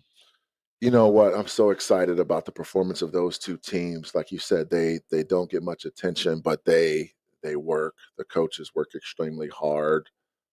We have great student athletes and programs like that. So, you got to give them as much as possible to be successful. So those two programs actually, I hate to say this, but they produced more than what we give them, quite honestly. So for those two programs to both finish third, and they're not fully funded scholarship programs. Many people don't know that. Most of these kids are partial scholarship, high academic, ambitious student athletes that come to Creighton because it's a great opportunity for them. They develop, they turn into good players. And you saw it this past weekend, finishing runner-up, actually, not third, runner-up for the men's tennis program. Yeah, I think I misspoke. And third for women's golf. So extremely proud of all of our Olympic sports that don't get as much attention as basketball and volleyball. Speaking of Olympic sports, I pitched some questions out to the listeners, asked if anyone had questions. This one was very direct about a specific sport, but I'll broaden it a little bit. But Cutter on one of the message boards asked, when are the Jays going to get lacrosse? I'll ask it this way. Is there any thought of expanding the sports menu at Creighton, or are we in a holding pattern right now as we try to figure out how the lay of the land works in college athletics? You know what? I love lacrosse. So it's interesting, when I first came here, that was one of the ideas I came with. Like, gosh, lacrosse would be great here. But from a logistical standpoint, it doesn't. It's extremely difficult. So there's not much competition in this area. So the travel costs are extremely expensive. Lacrosse is a high headcount sport, so the operating costs are extremely expensive. And if we were to add a program, we would actually have to offset it with the women's program. Correct. So if we were to add a lacrosse program, the first program would be a women's lacrosse program, which could be very good. The only thing about lacrosse, from my experience, is you really have to fund it at a high level, or you're not going to be very good. Yeah. And I don't want to add a program that's not going to be very good, unless the goals were to achieve some other, university goals, and that happens too. But as of right now, we don't have plans to add lacrosse. But I think maybe that person that asked that question realized that we have a premier club lacrosse program. Yeah. So that's an opportunity where it's not the Division I cost structure, but you're able to attract some great students to the university. These students come from great high schools. They have extremely high GPAs, and that's an opportunity to provide those great students to the university will help with enrollment and help with your overall campus experience from a club sport standpoint. So excited about the club sport lacrosse program. Russell, who is a big soccer fan, asks, any improvements coming to Morrison Stadium? I know you just upgraded the video boards here not too long ago, but any other plans at Morrison Stadium? You know what? We constantly spend money on Morrison Stadium that people may not see because it's one of our older facilities. So we'll spend $500,000 on the AC or the heat, or it costs, over $1 million to replace the turf, and that's coming soon. You saw the new video board a couple years ago. We upgrade the seats from a standpoint that the fans may see. I don't see any major, updates to Morrison this year. We may look at the lights very soon. As you notice, the lights may be a little bit outdated. Most stadiums are moving to LED lights. So Correct. we'll have to address the lighting situation in the next couple of years. Another gentleman wanted to know about, and I know when I follow you guys on the road, I know that Mike Odom is always taking notes, looking at how other teams do pregame, halftime, different things. I know you guys are always looking at the in-game experience. One question was asked about showing replays, like replays of controversial plays inside the building. Is there a league policy against doing that? And have you discussed that at all? Of, because when the referees go to the monitor, a lot of the fans in the building want to know, well, what are they reviewing? Is that something that you can consider doing, or is that a league policy where maybe they don't allow? It's not a league policy. I have been at arenas where they show the replay of a controversial call. I personally prefer, not to, give the officials a hard time and show a replay that they missed. But, I may be indifferent on it if the fans wanted that and the general public didn't think that was disrespectful to the officiating crew. I'm open to it. I don't think we don't show them because of a policy that we've implemented. It may be we had some other things, that we're trying to show on the video board. So we don't have a written policy that we don't do that. That's just my preference. But, I tend to go from a fan experience, what's best for the overall fan population. Now we have fans at different ages, different groups, and they have different needs. So when I say overall, it's just not one person that wants something. It doesn't work that way. Talking with Marcus Blossom, Creighton athletic director here as we're wrapping things up. As far as scheduling, and this could go for any sport, and I know one question was asked about men's and making sure that we always have good home and home series. How involved do you want to be in that process, or do you leave that up to the coaches as far as how they schedule non-conference, especially for sports like basketball, where that's really reliant on ticket sales and people, being interested in that season ticket package? Yeah, the coaches handle the scheduling for the most part, but we talk about it with respect to the overall goals of a specific program. So one program may have a goal of just providing the students with a great experience, right? So we try to schedule wins per se, or locations from a road standpoint that we think would be great for the students. Another program, say men's basketball, you're scheduling for a strong net or RPI. As you mentioned, you're scheduling for wins per se. In a certain instance, you'll see us play a certain guarantee or buy games early on. But you're also scheduling for the games that the fans may find attractive to sell, as you mentioned, to sell tickets. So it's about, for that sport, making it to the NCAA tournament, selling tickets, all of those things play a role in it. What the viewer or the average fan may not know is it's hard to schedule. Everybody doesn't. You have certain leagues that have so many conference teams Yeah. that they only have a few non-conference games that they could schedule, and they're also trying to schedule for RPI and for wins. And we're at a point where if they're trying to schedule for wins, they may not want to play us right now. So it's hard to schedule people to come into Omaha to play us because we have a great fan base, which has helped us produce a great home record. So it's difficult to get teams to come here. Season tickets, how have sales been going? I know you've had to talk to season ticket holders. You've made some changes inside the arena, moving some seats around, getting some more premium seats. Anything in the works for next season as far as that? So the season goes? ticket renewal process opens on May 1st. Okay. So it goes May Couple weeks 1st. away, Yeah. or a week away. Yeah, Actually. next week. May 1st to June 30th. So after all the season ticket holders have renewed or decided not to renew their season tickets, then we go to an upgrade process for those that want to upgrade or change their seats. And then after that, we start the single game ticket sales window. So May 1st, the season ticket window opens. Any changes to the seating on the floor? Are you moving the radio announcer up anytime soon?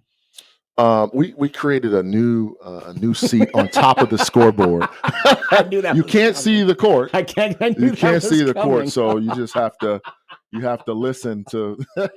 I have to admit, as disappointed as I was to lose my 50-yard line seat this past season, it was fascinating to be right next to the bench. Right next to the bench, and I got to experience a lot of different things. The only problem was, and unfortunately, you still hired a very large man as coach. So if Al Huss is out, I'm still looking through him. Yeah. But it turned out to be a pretty good deal. I thought it may help the broadcast because you sit next to the bench on the road. Yep. So I thought you can kind of see what's going on in the huddle, see the different reactions to a shot or a missed shot or a make. And I thought it might help your esteemed analysis.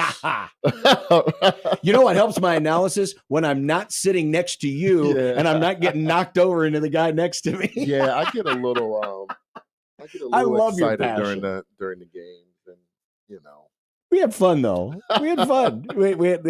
I'm trying to remember what it was. Was it Ashworth's shot at Villanova? And we both stood up at the same time, and I stumbled. And I stumbled because your balance is my balance is off, and we were very tightly packed in there. But we had a good time. It's always fun to have Marcus with us on the road. Marcus, you've been very generous with your time. I really do appreciate it. Thanks for giving us kind of a state of the union and update on everything that's happening. I know it's been a very busy last few weeks. You, Father Hendrickson, and everyone that you've worked with should be commended, because this transition process can be very difficult, and yet it seems like everything has gone as smooth as one could ask, especially when you're asking two longtime coaches who are stepping away to step away. When they go, that's a dramatic change. Yeah, we're excited about the future. We think we have two great coaches in those two spots, and now the pressure's on them. We'll see how it goes.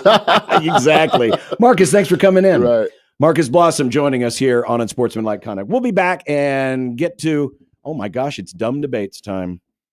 You don't want to hang around for that. That's a bad segment. 1620 The Zone.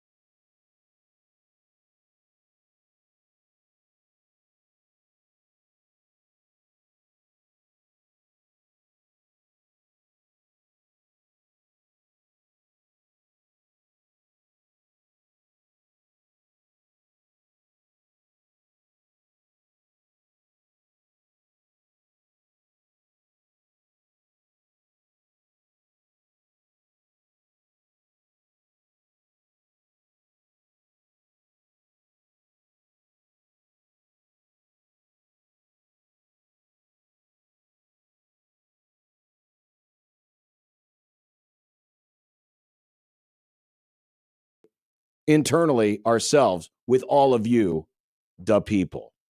And let's go. In fact, speaking of the Equitable Bank inbox, here is Jake.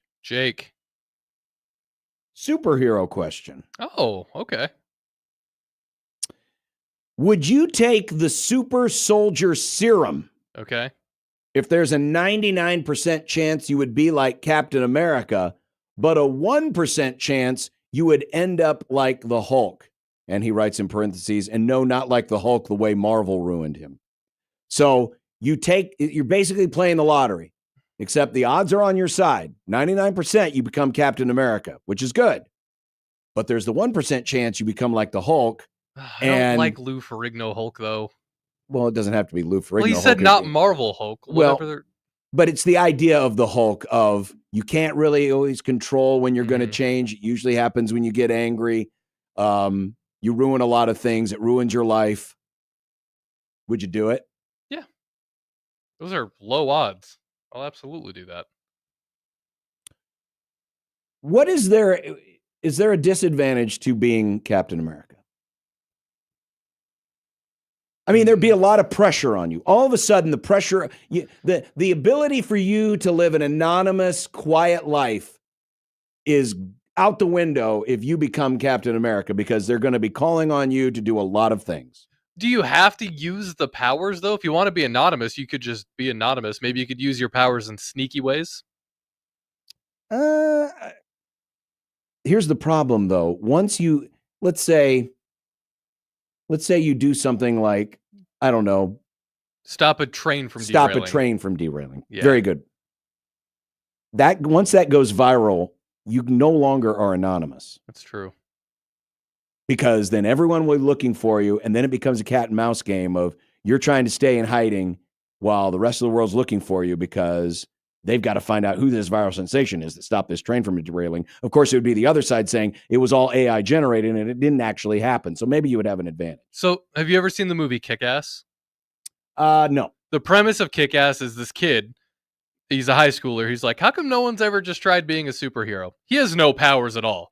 He just dresses up in a costume. He tries to go after some muggers. He gets his ass beat. Mm-hmm. But then the result of that is he gets a bunch of like metal plates and stuff put into his body. So then he can't feel pain because he had nerve damage. Sure.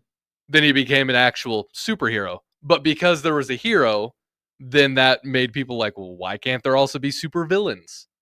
And then it just kind of became a whole endless cycle.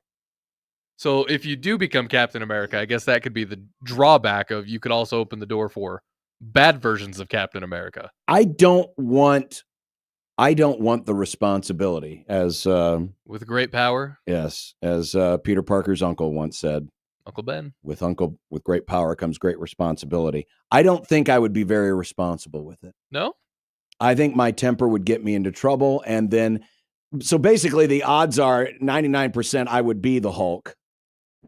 Or I would be Captain America, but I would have the attitude of the Hulk, and that would cause great problems, and it would ruin my life. It would ruin my family's life. So I wouldn't even take the shot. The good news is, if you end up using your powers for evil, who's going to stop you? You have superpowers. Sure, but again, the whole world will be looking to you to save them. Mm-hmm. And I don't know if you've paid attention to the state of the world. There's a lot of things that need saving. There are a lot of things that need saving. A lot of things that need saving. And then there's the whole politics thing. I mean, you know, if you're going to be Captain America, some people might be offended. Well, I can't be Captain World. Well, you could. There's nothing stopping you from just making your own name. You could be John Man. Save me, John Man. Speaking of John Man. Oh. Should we call the new John Cook Arena the John? The John. As you know, Bob Devaney Sports Center over the years has adopted the nickname the Bob. Mm-hmm. Do you have the audio? I do. This was from the volleyball press conference earlier this week, and the internal debate Harper Murray has had when she finds out that there might be a nickname for the John Cook Arena. I was honestly confused by that. I thought it's like staying Bob. It's the John. Oh, the gym. I don't think we're going to call it John. That sounds really weird. That sounds so funny. All right, thank you. Thank you. Do we call the John Cook Arena the John? Yes, but I've also been on a campaign for years to call Charles Schwab the Schwab, but everybody just keeps calling it the Chuck. Well, Chuck's better than Schwab. Yeah, but Schwab sounds funnier, and it feels a little more unique, you know? Yeah, but it's easier to say Chuck. Yeah, but Schwab. It's more fun to say Schwab. I'm going to catch a game at the Schwab. Welcome to the College World Series from the Schwab. As one who, of course, has the name John, I like this idea. But I also like it because of the humor that will be involved. Because it's also a nickname for toilet? Bingo. Yep. A lot of toilet humor. In fact, I'm starting. If we're going to change the name of this place, I'm going to call it the John. Let's go to the John. Or it's something East Coasters use just to identify something they don't quite know the name of. But I'll do it because I like my name, and I will think it's named after me. What if they call it the John, but Jon? What if it evolves into the Jon? No, his name was John. He spells his name the right way. Old man Doug populating his own inbox. Oh, all right. For the rest of your life, you can only eat foods with sugar, no salt, or only foods that have salt, no sugar.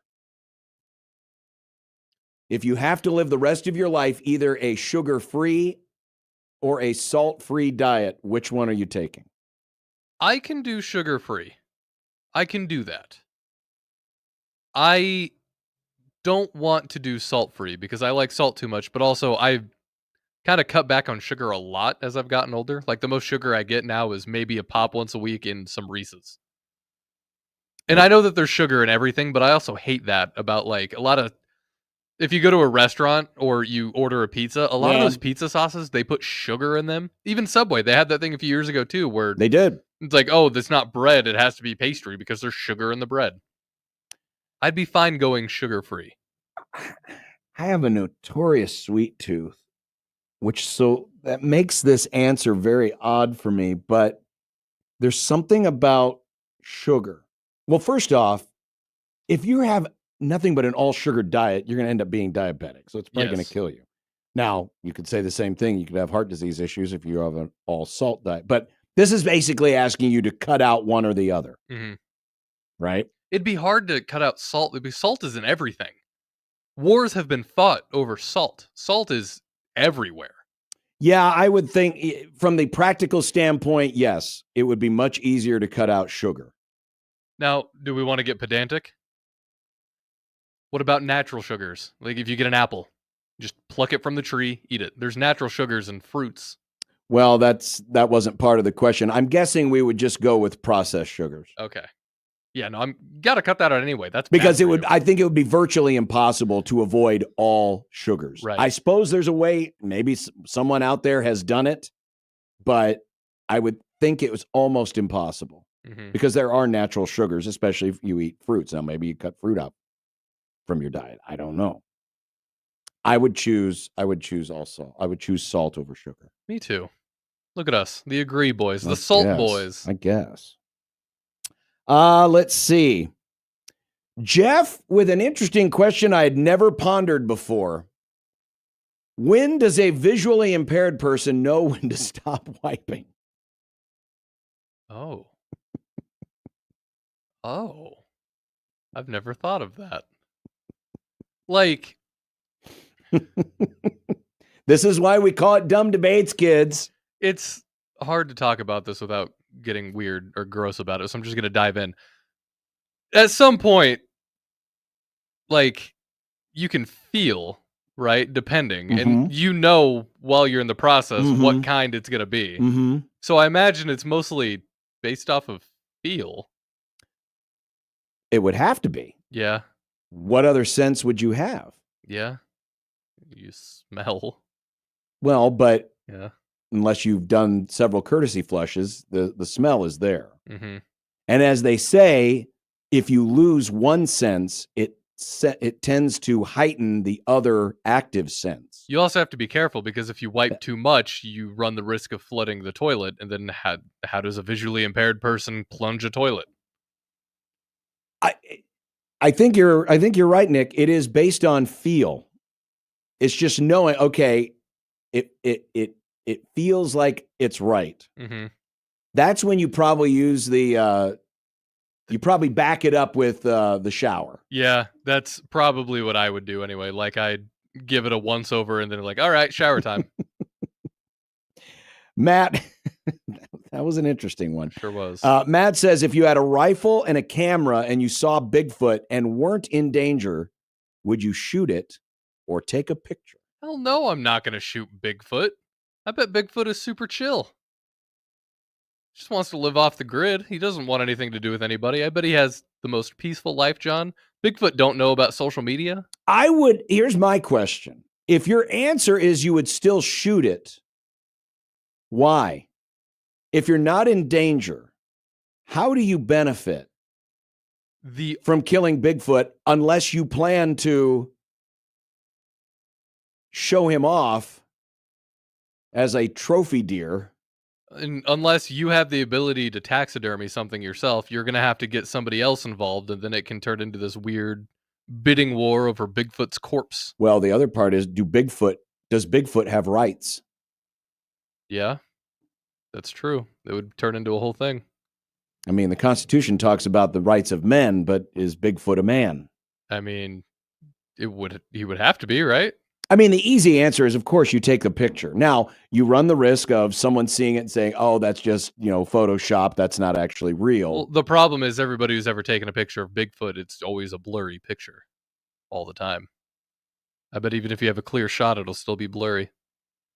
Again, if I'm not in danger, I'm not going to kill something that is not a harm to me. Yeah. Not intentionally, anyway. He's just chilling. In nature, doesn't have to pay taxes. Doesn't know about student loans. Nate, listening in New Jersey. Hello. In its current state, what is more dysfunctional, the NCAA or the U.S. government? So the NCAA doesn't affect society on a global scale. National, but this for sure. is just asking what's more dysfunctional. It's not the impact it has, but just how it functions. I think it matters, though, because when the U.S. government is dysfunctional, it reverberates across the entire known universe. But if the NCAA is dysfunctional, I see what you're saying. Doesn't really stretch as far as the borders. I see what you're saying. The country. I mean, the answer is the NCAA. Yeah. Because you're right. If as much as we complain about our government, if it were truly dysfunctional, society would not function around the world. The NCAA is more dysfunctional. Mm-hmm. I mean, at this point, the mafia is more organized than the NCAA, based on all the recent events. Dave on YouTube says, isn't Bigfoot technically an endangered species, therefore making it a crime to shoot him or her? Bigfoot could be a woman. Well, but too. is it on the books? I think an endangered species is endangered species. Yeah, but you have to be on the endangered species list. Is Bigfoot on the endangered species list? I think they could One cannot be endangered until it is declared so. I mean, I think it's safe to say Bigfoot is endangered if there's only one or two of them. Like we would have seen many big feet by now if they weren't endangered. Maybe they all got the shot, to turn into Captain America, and they're all living in hiding, keeping their powers to themselves. Oh. According to the expert known as AI, Bigfoot is not considered an endangered species by mainstream scientific or conservation organizations. Mainstream. While some local jurisdictions like Skamania County, Washington, have laws protecting Bigfoot, these are typically based on local beliefs and not federal listings. So Bigfoot is not on the endangered species list because there is not evidence that one exists. But the second you shot Bigfoot and presented it, then that would be evidence, and then I'm sure they could be retroactive about that. No, I don't think, you can't process retroactively. So if I'm in the Amazon rainforest and I see a lizard and I step on the lizard and I'm like, crap, I killed the one version of this lizard to ever exist, there'd be repercussions from that. There'd have to be. Only if the lizard was an endangered species But I think and on the list. I think just because something being on a list doesn't make it endangered, there not being a lot of that thing is what makes it endangered. But the law has to be defined as to it's like the speed limit. You could be doing 85 miles an hour, but if there's not a posted speed limit, if the speed limit is posted, now you know what the speed limit is. You can't prosecute on something that has not been legally defined. And if one has not been legally defined as an endangered species, it would not be in violation of the Endangered Species Act. So shooting Bigfoot is a loophole. For the moment, yes. But again, I wouldn't shoot him. I would not shoot him. Let's see. Into the inbox. Here's a current events one. Oh, fun. From John. We can answer it. Josh isn't here. He wouldn't know what to say. Was the Sunday night WrestleMania main event the worst of all time? I didn't actually watch it. Did John Cena win? Yes, he did. He set the record. He is now the 17-time world heavyweight champion, beating the record of Ric Flair. So I'm not fully caught up. He did a heel turn, right? Is John Cena? He did a heel now? turn. I will give you a brief synopsis of what happened. So when he did the heel turn, the hip hop artist Travis Scott was involved and punched Cody Rhodes in the face. Oh, okay. He made an appearance in the main event and helped John Cena win. Oh. The Rock did not appear, even though the whole thing was centered around The Rock and selling Cody's soul. Didn't they do the same thing last year with Cody, between Cody and who's the big guy? Roman Reigns. Roman Reigns. Isn't that basically the same story? Because Cody had Roman Reigns on the ropes and then No, not entirely, though there's not a whole lot of original ideas in wrestling anymore. Back to the main question, was it the worst WrestleMania main event of all time? No, it was not the worst WrestleMania main event of all time. The last WrestleMania in Las Vegas had a worse main event. What happened there? Bret Hart lost to Yokozuna, and then Hulk Hogan came in, and Yokozuna challenged him for the title after he had won the title, and Hulk Hogan won the title. Surprisingly so. That was a bad main event. That was the last time they were in LA? In Las Vegas, yes. Or Vegas? Wow. Yeah. Also a correct answer is any main event that featured the Ultimate Warrior, the worst wrestler of all time. I didn't know you didn't like the Ultimate Warrior. He sucked. Wow. So, no, I agree, John. This was a bad main event, but this wasn't the worst main event of all time. There you go. Dumb debates. Dumb debates. Because we got to take a break, because coming up next, our good friend Eric Edholm is going to join us. Preview of tomorrow night's first round of the NFL draft from Green Bay, Wisconsin. That's coming up next. But first, a word for On the Line. This is the way you can get involved and help your favorite school recruit and retain the best college athletes. On the Line helps with both Creighton, Nebraska, and Omaha. They have official partnerships, and those NIL donations go straight to the official collective for those schools. And here's how it works. Visit athleticsontheline.com, pick a team, whether it's Creighton, whether it's Nebraska, whether it's Omaha, pick a sport, then pick a measurable metric. Then you assign a dollar figure to that metric, and for every time that metric hits, that becomes your donation towards your school's official NIL collective. So if you pick wins, maybe you donate $10 for a win. For every win your team gets, it's a $10 donation, and it's an official partnership, so the money goes right to the fund. It's a way for us little people to get involved in the NIL game without breaking the bank, and you can set a baseline budget so you won't go over that budget, even if your team over exceeds in the metric that you chose. Think of it as rewarding your team when your team rewards you. Get in on the game today and gamify your giving with On the Line. The website is athleticsontheline.com. It's athleticsontheline.com.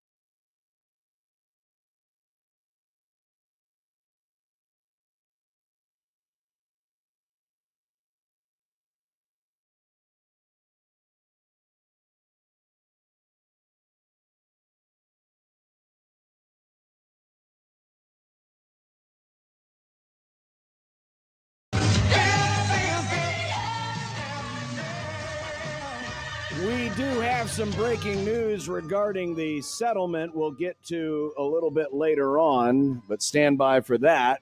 For the moment, though, we've got a draft coming up starting tomorrow night from Lambeau Field in Green Bay, Wisconsin. It's the 2025 NFL Draft, and our good friend Eric Edholm from NFL Media joins us, NFL.com. Eric, how's everything going? Less than 20 or 24 hours away until we get this thing started. We're on the doorstep. Yeah, no more calls, no more tape. Hayes in the barn, all that stuff. But we'll ride it out. I'm sure there'll be a few more rumors tomorrow morning and all that. But we kind of have a feel for the tippity top of the draft, and then there's some real intrigue after that. Does it feel like Tennessee is stuck with Cam Ward? Not that they necessarily get to pick Cam Ward. Yeah, I'll say this. I've been a little bit surprised at how swift that process has been. I mean, I shouldn't say it like that. I mean, I would say the moment it became abundantly clear that he was going to be the number one pick was when they canceled the Shedeur Sanders workout after his pro day and everything, and just kind of felt like, all right, we've seen enough. Nothing here blew us away to change our minds. So, but you have Travis Hunter, who is potentially a unicorn, one of one type prospect. I don't know if he can do this full time. I tend to doubt it, but let's say he's special at one and a useful, handy, very talented part-time player at the other position. I mean, right there, he's making an impact that no other NFL player makes. I mean, and for Mike Borgonzi, this is your first pick. This is a game changer for him and for the franchise. And Cam Ward could end up being very, very good, but he's not the caliber prospect that we saw go 1, 2, 3 last year, in my opinion. And that's just where my only hang up is. You mentioned Shedeur Sanders. He is the target of the controversy of the day. There was a anonymous NFL assistant coach who said that Sanders' interview was the worst he's ever seen in my life. He's entitled. He takes unnecessary sacks, horrible body language, blames teammates. And the biggest thing is he's not that good. Many people have opined. They've rattled on the fact that, here's an anonymous guy. How do we know that he's actually saying this? Is this more muck being drawn up to try to use as a smokescreen to get people away? What was your thought as you, heard what this assistant coach or read what this assistant coach had to say, and then the reaction that has come after it? Yeah, no, well, first of all, a few of those things are true. He does take too many sacks, and that's a fair criticism of the game. I think if you watch 3 or 4 of his games knowing nothing about him, or if his last name was Jones, you'd say the same thing. So to me, that's fair. It's also fair to say that he did blame his teammates. He put the blame on his offensive line, and, kind of sidestepped any real heat. It was maybe a one-day story when it happened, but again, does that make him a bad guy or a bad future quarterback? Absolutely not. I think there's a lot of his game that I like, and have spoken to people in the NFL who like about his game. His accuracy, number one, his toughness. I think his feel and his smarts for the game. He's got some creativity to him. Not really a runner, but he tries to be a creator. My biggest question with Cam Ward too is he would have taken more sacks against NFL rushers last year. Shedeur, same thing. So both these guys have to speed up their clocks. But as far as the timing of it, I believe that was from Tom Pelissero's story, which annually comes out like this week, a few days before the draft every year. And so he's been obviously, sitting on some of these quotes for maybe a day or a week or whatever. I don't think there's any real malicious effort to try to knock him down the draft board or some, deep hatred of Deion. I think we've had sort of chats like this, if not every draft cycle, almost every single one. And somebody ends up being kind of the whipping boy or the one who sort of draws up the most criticism. Other quotes in that same story were pretty complimentary of him too. So you're always going to get a wide range of opinions. And this is maybe one team that is not even in a position to draft Shedeur. Eric Edholm of NFL.com, your last mock draft and your bold prediction was you think that 4 quarterbacks end up getting taken. But given how Sanders has kind of slipped down the draft board, do you still feel confident that he could still end up a top 10 pick? No, I don't. That's probably what it's going to take to get 4 in the first round. I was like, look, I turned this thing in on Saturday when there was some buzz that New Orleans could be involved. I wasn't able to confirm anything with them. Ended up finding out afterward that feels like a pretty unlikely scenario for New Orleans. I think they're taking a quarterback, but I think it's either with their second round pick or maybe moving up a little bit from, I think they're at 40 or something like that. So, it's probably not happening. We could see a 1 QB first round, but you would then see a huge rush at the beginning of round 2. Browns, Giants, Saints, the Rams have been a team that have done a lot of scouting on quarterbacks. Even the Seahawks have poked around with the Darnold deal. They've looked at some guys. So, there's the Raiders will, I think, draft somebody behind Geno in the mid rounds. And there's going to be a few interesting names that go on day 3 that maybe we're not expecting. So, and then a Tyler Shuck could be drafted, 35th or something. So there's a lot of room for quarterback chaos, either at the end of round 1 or beginning of round 2. This seems so chalky in terms of the first, 4 or 5, maybe even 6 picks to some people when you look at the Vegas odds and who's slated to go in each of those particular spots. Where does the real intrigue of this first night of the draft begin for you? Does it begin below number 5? Does it go further down than that? Yeah, I still think, obviously I'm sure the odds have shifted in Ashton Ginty's favor. I haven't seen, what the numbers are or whatever, but, we had Mason Graham in that spot in a ton of mock drafts leading up to it. So I think there was just a lot of unknowns with them. First year GM, first year head coach. Are they going to kind of copy the Rams blueprint? What are they going to do? So that pick still has some intrigue for me, especially with, kind of lukewarm trade chatter around that area, 4 to 6. I don't think anything's realistically going to happen, but you never know. If somebody loves Ginty and the one team that maybe has the guts and the picks to do it is the Bears, I don't know if that's necessarily going to happen, but could I see them making a bold stroke, giving up one of those second round picks? Yeah, in the right situation, maybe. They also may not have Tyler Warren when the 10th pick comes up. So if they're feeling a little antsy or a little excited, what a way to do it by making a bold trade up in Green Bay, Wisconsin, if that were to happen. That's me just sort of connecting a few dots, not really direct intel from them or anything, but you never know. Maybe that'll spice things up. Eric Edholm, NFL.com. By the way, on BetMGM, Ashton Ginty is minus 210 to be the 5th overall pick going to Jacksonville, which is where you had him going in your mock draft that you put in last week. Because of the run on quarterbacks last year, it did push a few guys down the board who maybe would have gone higher in last year's draft. Is there a candidate in this year's draft for that player that maybe gets pushed down the board and some team gets really good value if they're looking for best available? At quarterback, you mean? No, just in any position. Okay. Yeah, it could end up being one of the defensive linemen, certainly one of the running backs. I mean, I feel like maybe Caleb Johnson from Iowa is a guy who at one point I thought could be maybe a late first or early second round pick, in January, just sort of thinking ahead, could he? Yeah, maybe.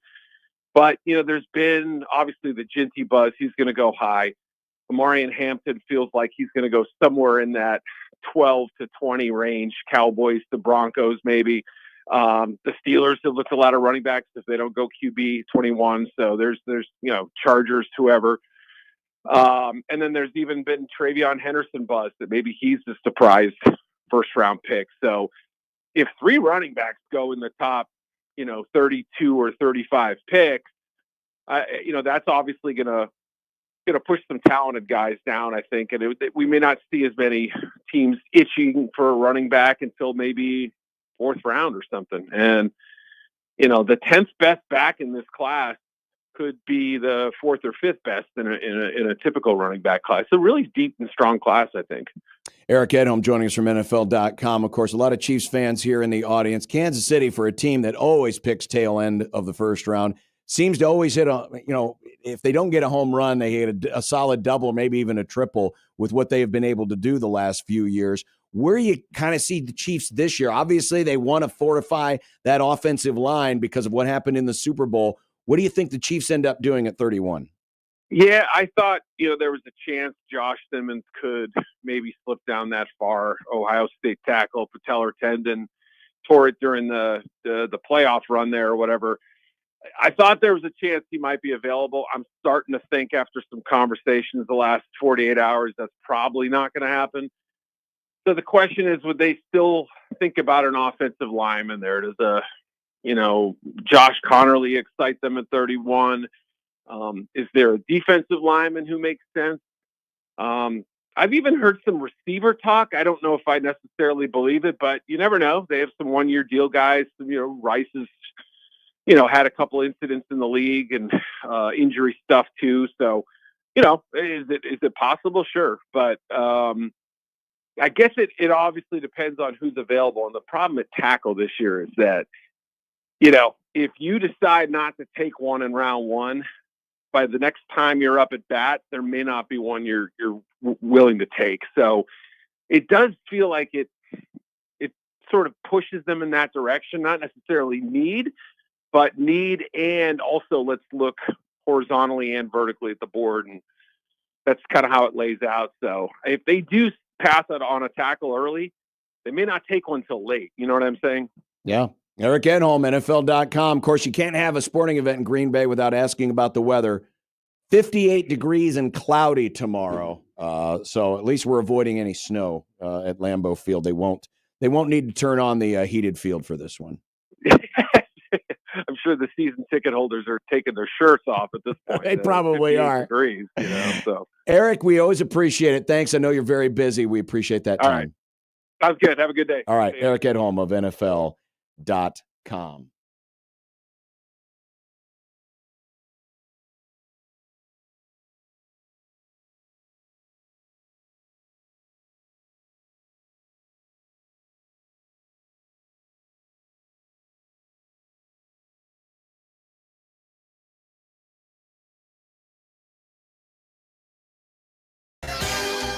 So, Judge Wilkin has issued an order in regards to the House settlement. According to Ross Dellinger of SI.com, Judge Wilkin is giving the attorneys 14 days to phase in and or grandfather in roster limits, or she will deny the House settlement. Wow. Opening up the screenshots that Ross took and the highlights that he made, the court finds that the decision by defendants and NCAA member schools to begin implementing the roster limits before the court granted final approval of the settlement agreement is not a valid reason for approval of the agreement in its current form, despite the harm discussed above. The court will delay denial of final approval to permit the parties to attempt to modify the settlement agreement so that the members of the injunctive relief settlement class, aka the players, will not be harmed by the immediate implementation of the roster limit provisions. Within 14 days of this order, the parties shall make their best efforts to consult with their mediator, Professor Eric Green, remotely and together or separately about potential modifications of the settlement agreement to address the court's concerns. Again, Judge Claudia Wilkin has said, I want the grandfather clause or I will deny the settlement. You have 14 days to figure this out. And thus, another wrench has been thrown into the works. It needed more wrenches. That's what I've always said. I said we need to put as many wrenches in here as possible. Like the big tractor-sized wrenches, you know? I would like to think, but I would be ignorant to think such a way, that the NCAA's attorneys and the Power Conference's attorneys who have been arguing that, no, we cannot grandfather these things in, had a plan B, as if to say, well, we're going to go with this, but just in case the judge says no, we'll go with option B. But we all know what assuming does, especially when it comes to this case.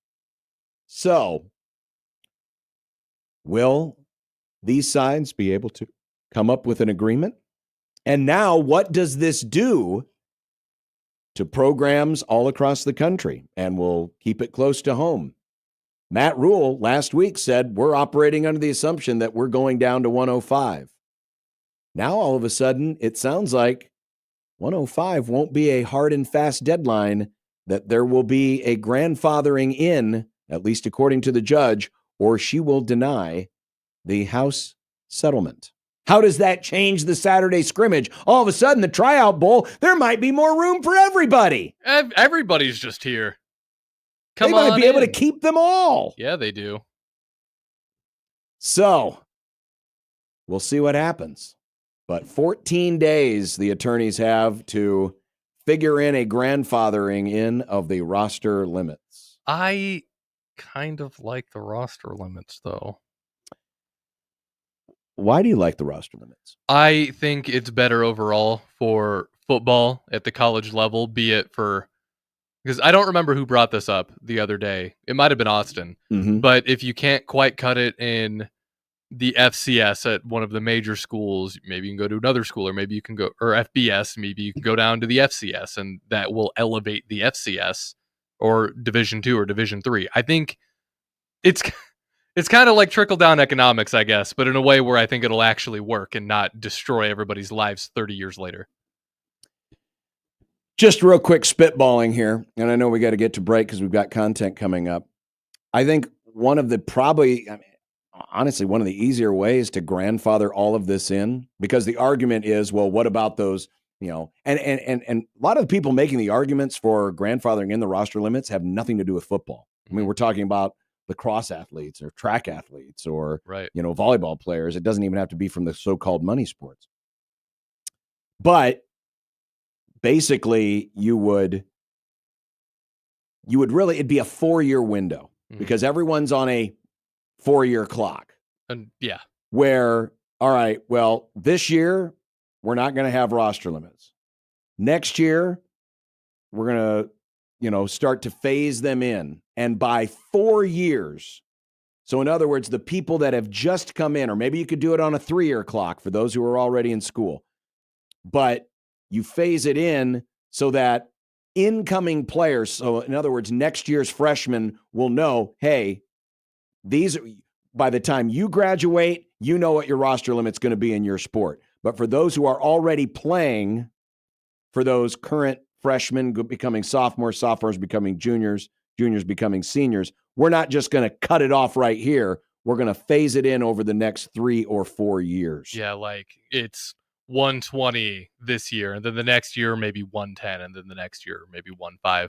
I think to be fair to the kids who are already in school and were planning on having a 4-year career in whatever sport they're in. Which is the responsible way to do it and the way it should be implemented. To me, that makes the most sense on its face. Another reason I'm in favor of the roster limit, just going back, is it will help distribute talent at the current level too. Like, I mean, this won't happen, but if there's kids who can't quite make it at Alabama, maybe they'll trickle on down to the Big Ten somewhere. It'll just disperse the talent, I feel.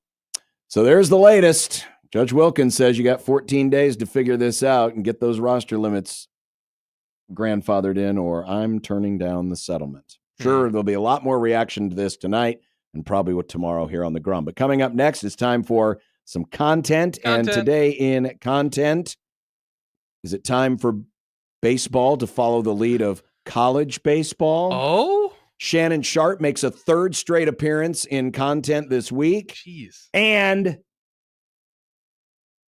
The Crown returns. Feels like it just ended yesterday, John. It does, but it will never end. This is the bit will never die on 1620 The Zone.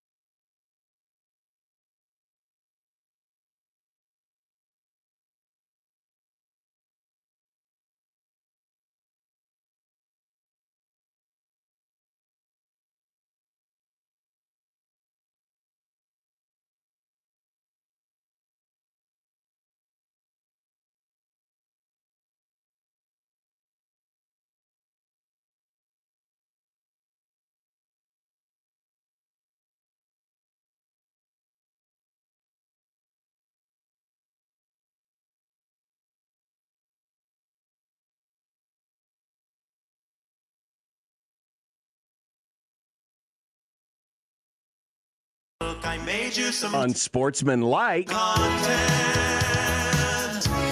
Unsportsmanlike content. Unsportsmanlike content.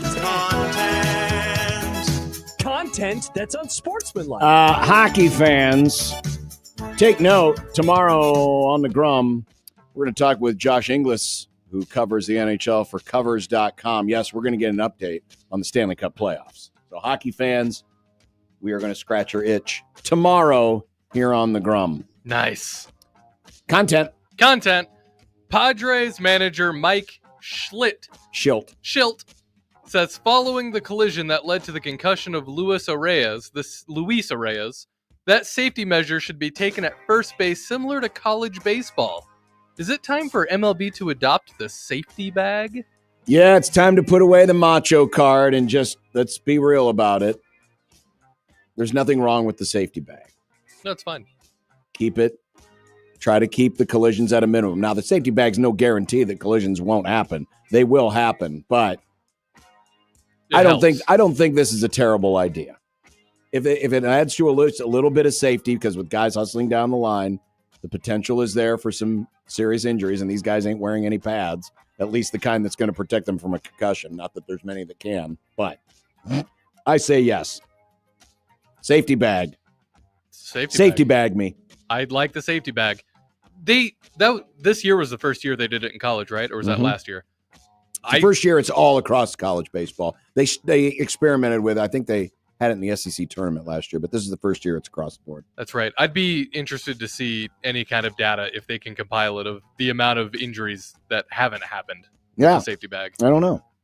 Thursdays are typically getaway days where MLB teams wrap up homestands before taking a plane to their next destination. The latest game can start on such days is 6:29 local time. That's PM. Guess what time the Angels' Thursday game is before they leave for a 3.5+ hour flight to Minnesota? Why does Angels management continue to hate their own team?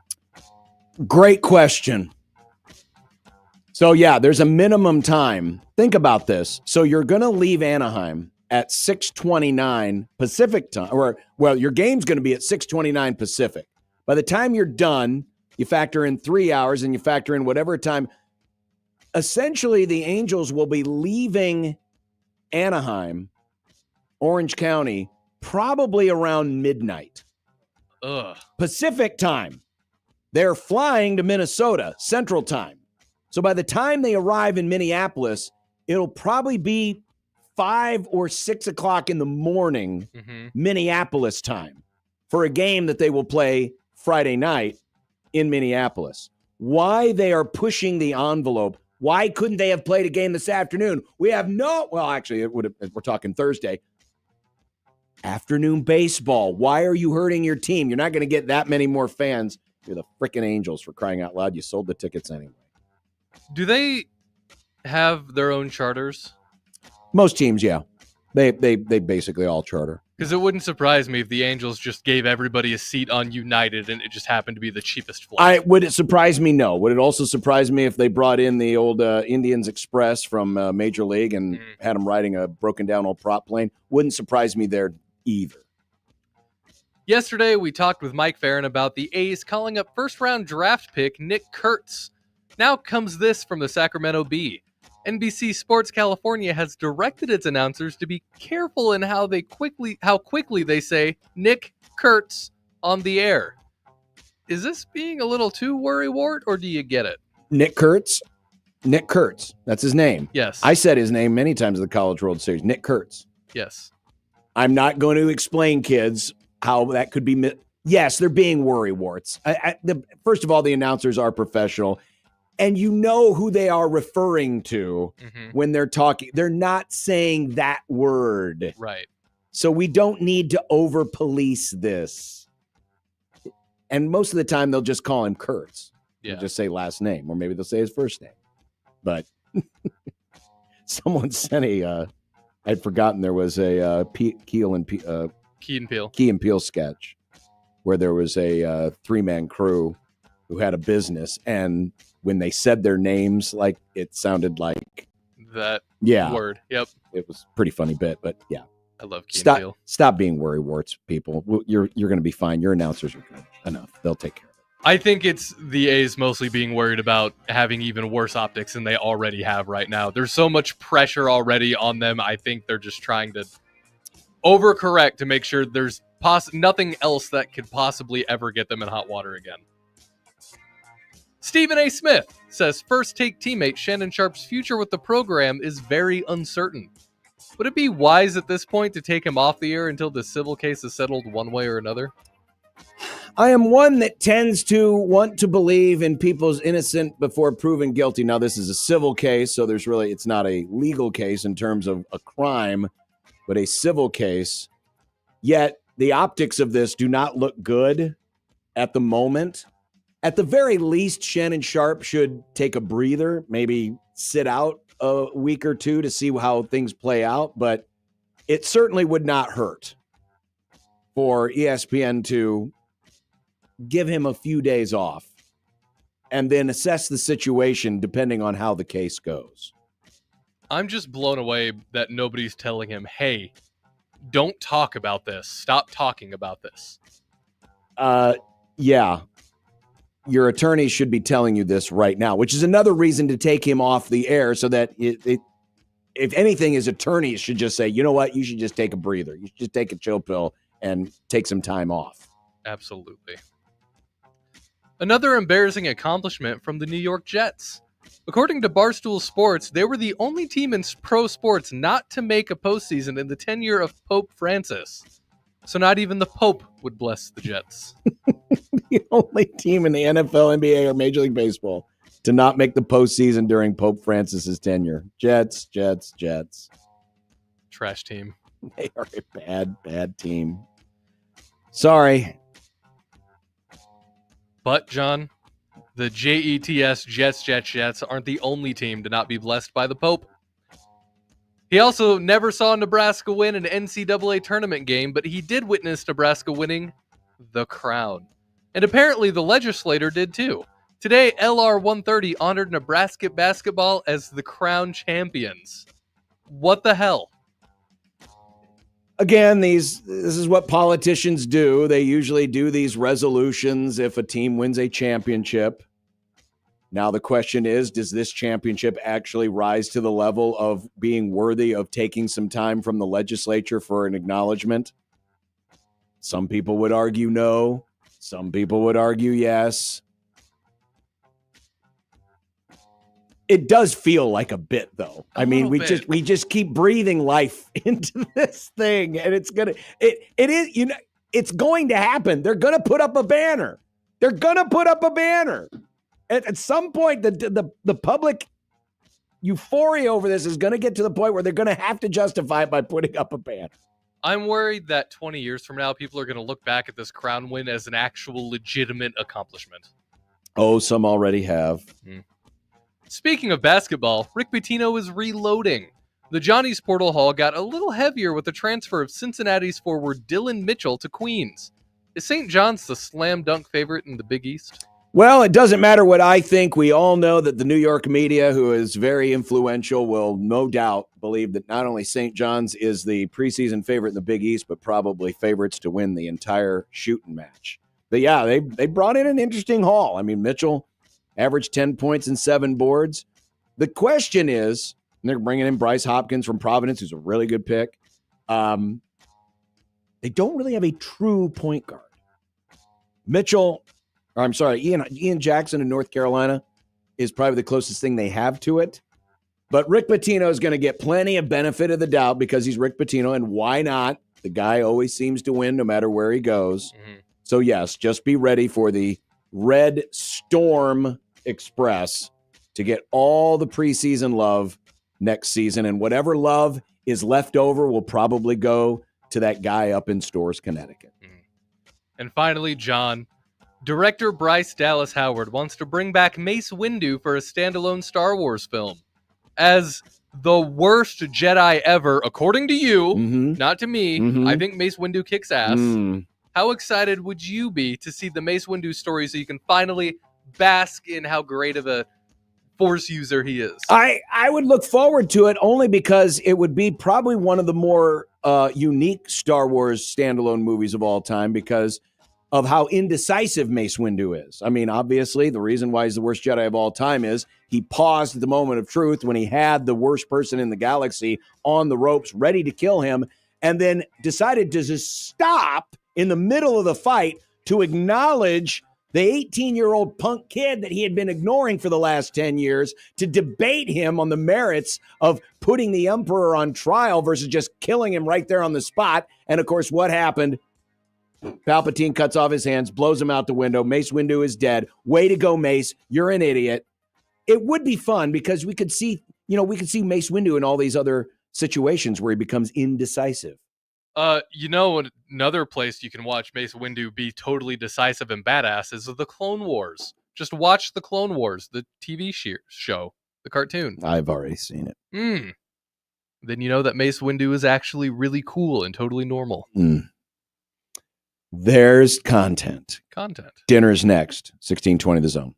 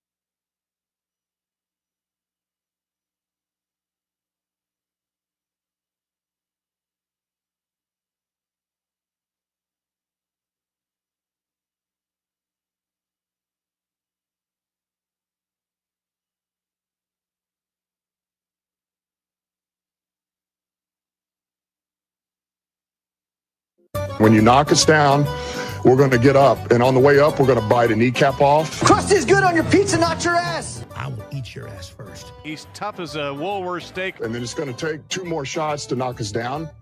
All right. And on the way up, we're going to take your other kneecap. I'm ready to hang them up, gut them and skin them and chop them up. You know what? I'm ready. My daughters aren't starving to death. I'll eat my neighbors. And we're going to get up, and then it's going to take 3 shots to get us down. And when we do, we're going to take another hunk out of you. Cliff, what are you going to take away as your best memory from playing basketball at Boston College? Probably just like going out to eat. Tonight it's something with chicken because there was chicken thawing when I woke up this morning. So it's something with chicken. But more importantly, I'm finally going to get a chance to take my beautiful young dog out for a walk. It has been too long since I've been able to walk the dog because of my schedule and the rain on Sunday. Oh, congrats so on I'm the walk, looking forward dog. to that. I'm glad you're getting your walks back, John.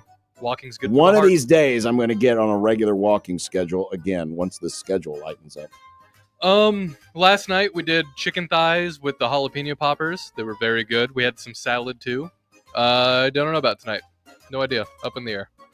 Up in the air, he says. Okay, well, there you go. That's what's for dinner. Again, if you missed it, the big news of the afternoon, Judge Claudia Wilkin issuing an order that attorneys have 14 days to figure out how to phase in or grandfather in the roster limits, or she will deny the House settlement. They've got 2 weeks. That means that Matt Rule won't have to work with a 105 this year. We just don't know what that number is yet. That means that the basketball coaches won't have just 15. Now, I'm guessing some will probably work under that. Maybe some have already gone to that number and they're not going to change. But all of a sudden, the tryout bowl or the put it on tape bowl has a different meaning. Maybe those guys won't be playing their last games ever in a Nebraska uniform. That'll be up to Matt Rule to decide. And tomorrow, Pat Stewart, Nebraska's new GM, he takes to the podium. I'm sure he'll be asked questions about it. So how is that going to change how Nebraska approaches things? We'll have some of that audio coming up for you on tomorrow's show. Robin Washut will join us.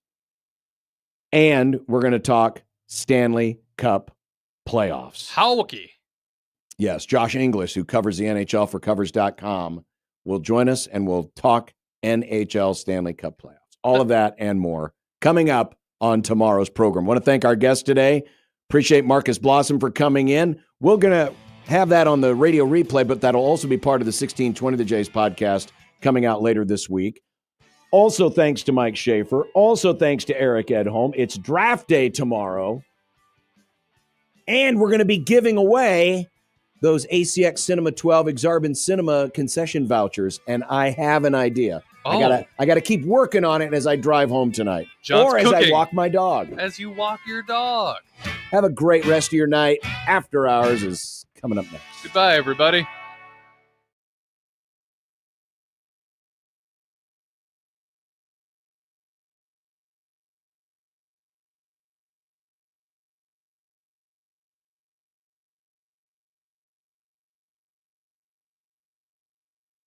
From the Plumberite Time-Saving Traffic Center, we've still got stop-and-go traffic affecting westbound commuters on I-80 from 680 to Giles. If you're east on I-80, delays go from 370 basically to 72nd. Also delays on the southbound North Freeway from Cumming Street to 480. And if you're south on 480, delays from 20th to Harney Street. I'm Mike